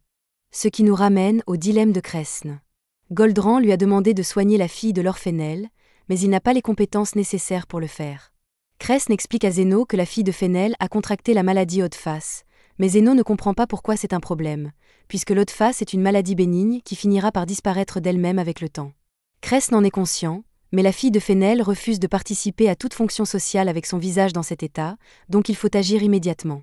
Zeno demande pourquoi il ne se contente pas de l'exciser, mais Kresn lui répond que les racines sont trop profondes, et que si on essaie de couper la zone affectée, cela laissera une énorme cicatrice sur son visage. Et si Kresn abîme le visage de l'une des 7 nobles les plus puissantes, sa vie sera finie. Yuman lui demande pourquoi Goldrand a même pris la peine de demander à Kresn d'accomplir une tâche aussi exigeante. Alors Kresn explique que Goldrand a entendu parler de l'incident avec Milk et pense que Kresn est celui qui l'a soigné. Yuman suggère à Kresn d'avouer que c'est en réalité Zeno qui a soigné Milk, mais Kresn craint que s'il révèle encore une fois qu'il a volé le mérite de Zeno, Goldrand pourrait le renvoyer définitivement. C'est pourquoi il a désespérément besoin de l'aide de Zeno pour réussir l'opération. C'est alors que Lily arrive pour offrir du thé à tout le monde, et elle se présente comme la petite sœur de Zeno. Kresn est surpris, car il ignorait que Zéno avait une petite sœur aussi mignonne, et Lily apprécie beaucoup d'être qualifiée de mignonne, mais elle dit à Cresne qu'elle appartient déjà à Zéno, donc elle ne peut pas être avec lui, peu importe ses compliments. Ce n'était pas vraiment l'intention de Cresne en la complimentant, alors il lui dit qu'étant donné à quel point lui et Zéno sont proches, il fait déjà pratiquement partie de la famille, donc elle est aussi sa petite sœur. Cependant, Zéno n'a jamais accepté d'être frère avec Cresne. Le lendemain, Goldrand emmène Cresne au manoir de Fennel, et Cresne amène Zéno avec lui. Mais quand Fennel vient enfin les accueillir, il a l'air paniqué et dit à Goldrand que la situation s'est compliquée. Sa fille, Charlotte, refuse désormais toute intervention chirurgicale. Charlotte dit qu'elle ne veut pas que son beau visage soit marqué par une cicatrice, mais Fennel a une confiance absolue dans le fait que Goldrand pourra soigner Charlotte sans abîmer son visage, alors il lui demande de l'aider à la convaincre d'accepter l'opération. Goldrand accepte, et ils se rendent tous dans la chambre de Charlotte pour lui parler. Fennel tente le premier de la convaincre, en lui disant qu'il est certain que son visage ira bien si elle accepte l'opération et qu'elle peut lui faire confiance, car il ne lui a jamais menti. Cependant, Charlotte lui rappelle le jour où il lui avait promis une veste en fourrure de renard pour son anniversaire, mais ne lui avait finalement rien offert. Cet incident n'était pas vraiment la faute de Fennel, mais il ne peut nier avoir rompu une promesse, donc il n'a plus rien à dire pour la convaincre. Goldrand décide alors d'essayer à son tour. Il s'approche de la porte et dit à Charlotte qu'il est professeur à l'hôpital royal, donc elle peut lui faire confiance pour garantir le succès de l'opération. Cependant, Charlotte ne veut toujours pas, car elle est convaincue que Goldrand a peut-être été engagé par quelqu'un pour lui marquer le visage. Pendant que Goldrand et Fennel continuent de tenter de la convaincre que l'opération est parfaitement sûre, Cresne commence à avoir des fantasmes délirants, car il pense que s'il parvient à guérir parfaitement le visage de Charlotte, elle pourrait tomber amoureuse de lui. Zéno n'a même pas envie d'expliquer pourquoi cela n'arrivera pas. Cresne demande alors à Lord Fennel la permission de parler à Charlotte et se présente comme l'assistant de Goldrand. Cependant, Charlotte lui dit immédiatement que sa voix est agaçante et qu'il n'a pas le droit de lui parler. Comme tout le monde a échoué, Goldrand demande à Zéno d'aller lui parler, alors il décide de tenter sa chance. Il s'approche de la porte et, après s'être présenté comme assistant, Charlotte s'apprête à le renvoyer, mais avant qu'elle ne puisse dire un mot, Zéno la coupe et dit qu'il veut lui parler de l'opération. Il lui dit que c'est normal si elle ne veut pas subir l'opération, car tout le monde aurait peur de se faire ouvrir le visage. De plus, la maladie haute face n'est pas mortelle, donc au pire, elle se retrouvera avec une énorme taupe sur le côté du visage qui ressemblera à une vieille femme, c'est tout. Sur ces mots, il se retourne et s'apprête à partir, mais Charlotte lui dit d'attendre, car l'idée d'une taupe de vieille femme sur son visage l'a vraiment effrayée. Elle accepte que tout le monde entre dans sa chambre et demande si ce que Zéno a dit est vrai. Cresne ouvre la bouche pour donner une explication, mais Charlotte lui dit de se taire, car elle trouve toujours sa voix agaçante. Goldrand prend alors la parole et explique à Charlotte que dans les cas précédents d'haute face, après un mois, la maladie se transforme en taupe en forme de visage de vieille femme. Charlotte est horrifiée à l'idée que cela lui arrive, alors elle demande à Goldrand s'il existe un moyen de s'en débarrasser. Goldrand lui répond que malheureusement, la seule façon d'éliminer la marque est l'opération, mais Charlotte ne veut toujours pas y consentir, car elle a peur que ça échoue. Fennel lui rappelle que si rien n'est fait, la marque continuera de grossir, donc il vaut mieux faire confiance à Goldrand pour s'en occuper. Elle lui demande s'il peut garantir qu'elle n'aura pas de cicatrice, mais Goldrand ne peut pas le promettre, car ce n'est pas lui qui va réaliser l'opération. Alors Charlotte s'enfuit en disant que tant que personne ne pourra garantir le succès absolu de l'opération, elle ne l'acceptera pas. Peu après, Zéno trouve Charlotte assise sur la véranda de sa chambre, et elle semble vraiment aimer les oiseaux, car elle en a plusieurs, mais Zéno remarque que l'un d'eux est blessé. Charlotte explique qu'elle a trouvé l'oiseau dans le jardin il y a peu, et avec la gravité de ses blessures, il ne pourra probablement plus jamais voler, un peu comme elle. Avec son visage dans cet état, elle ne pourra plus assister aux fêtes ni danser comme avant, donc il ne faudra pas longtemps avant que tout le monde oublie son existence.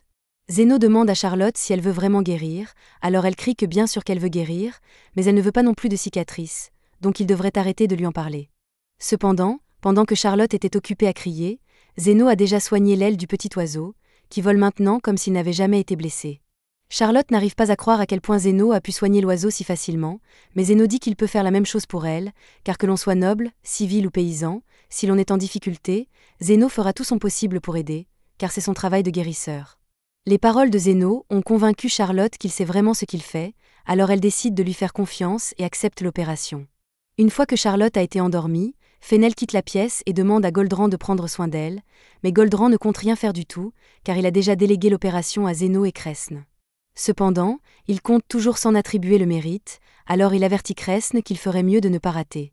Zéno voit que Cresne panique, alors il dit qu'il peut se charger de l'opération entière.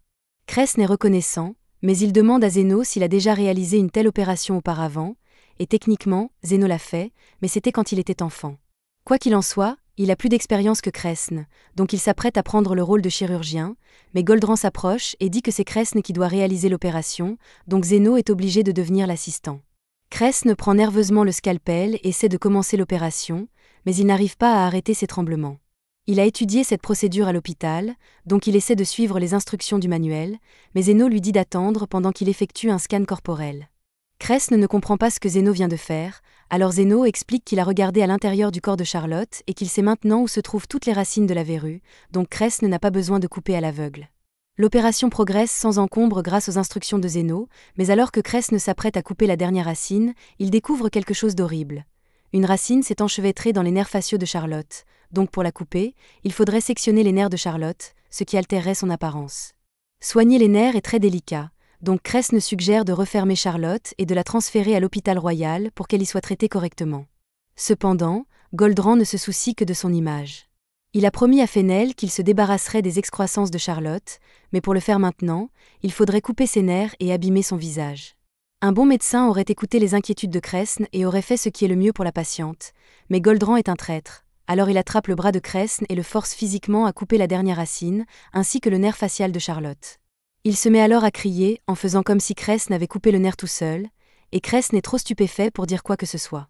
Fennel se précipite dès qu'il entend Goldran crier, alors Goldran lui dit bruyamment que son idiot d'assistant, Kresn, vient de couper les nerfs faciaux de Charlotte, donc elle sera défigurée à vie.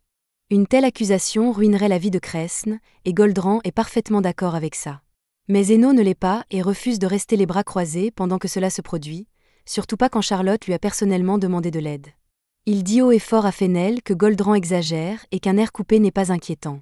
Il ajoute qu'il en a assez de ne rien faire, alors il bouscule Goldran, sort son scalpel et termine de couper la racine. Ensuite, il soigne parfaitement les nerfs de Charlotte avec sa magie de guérison.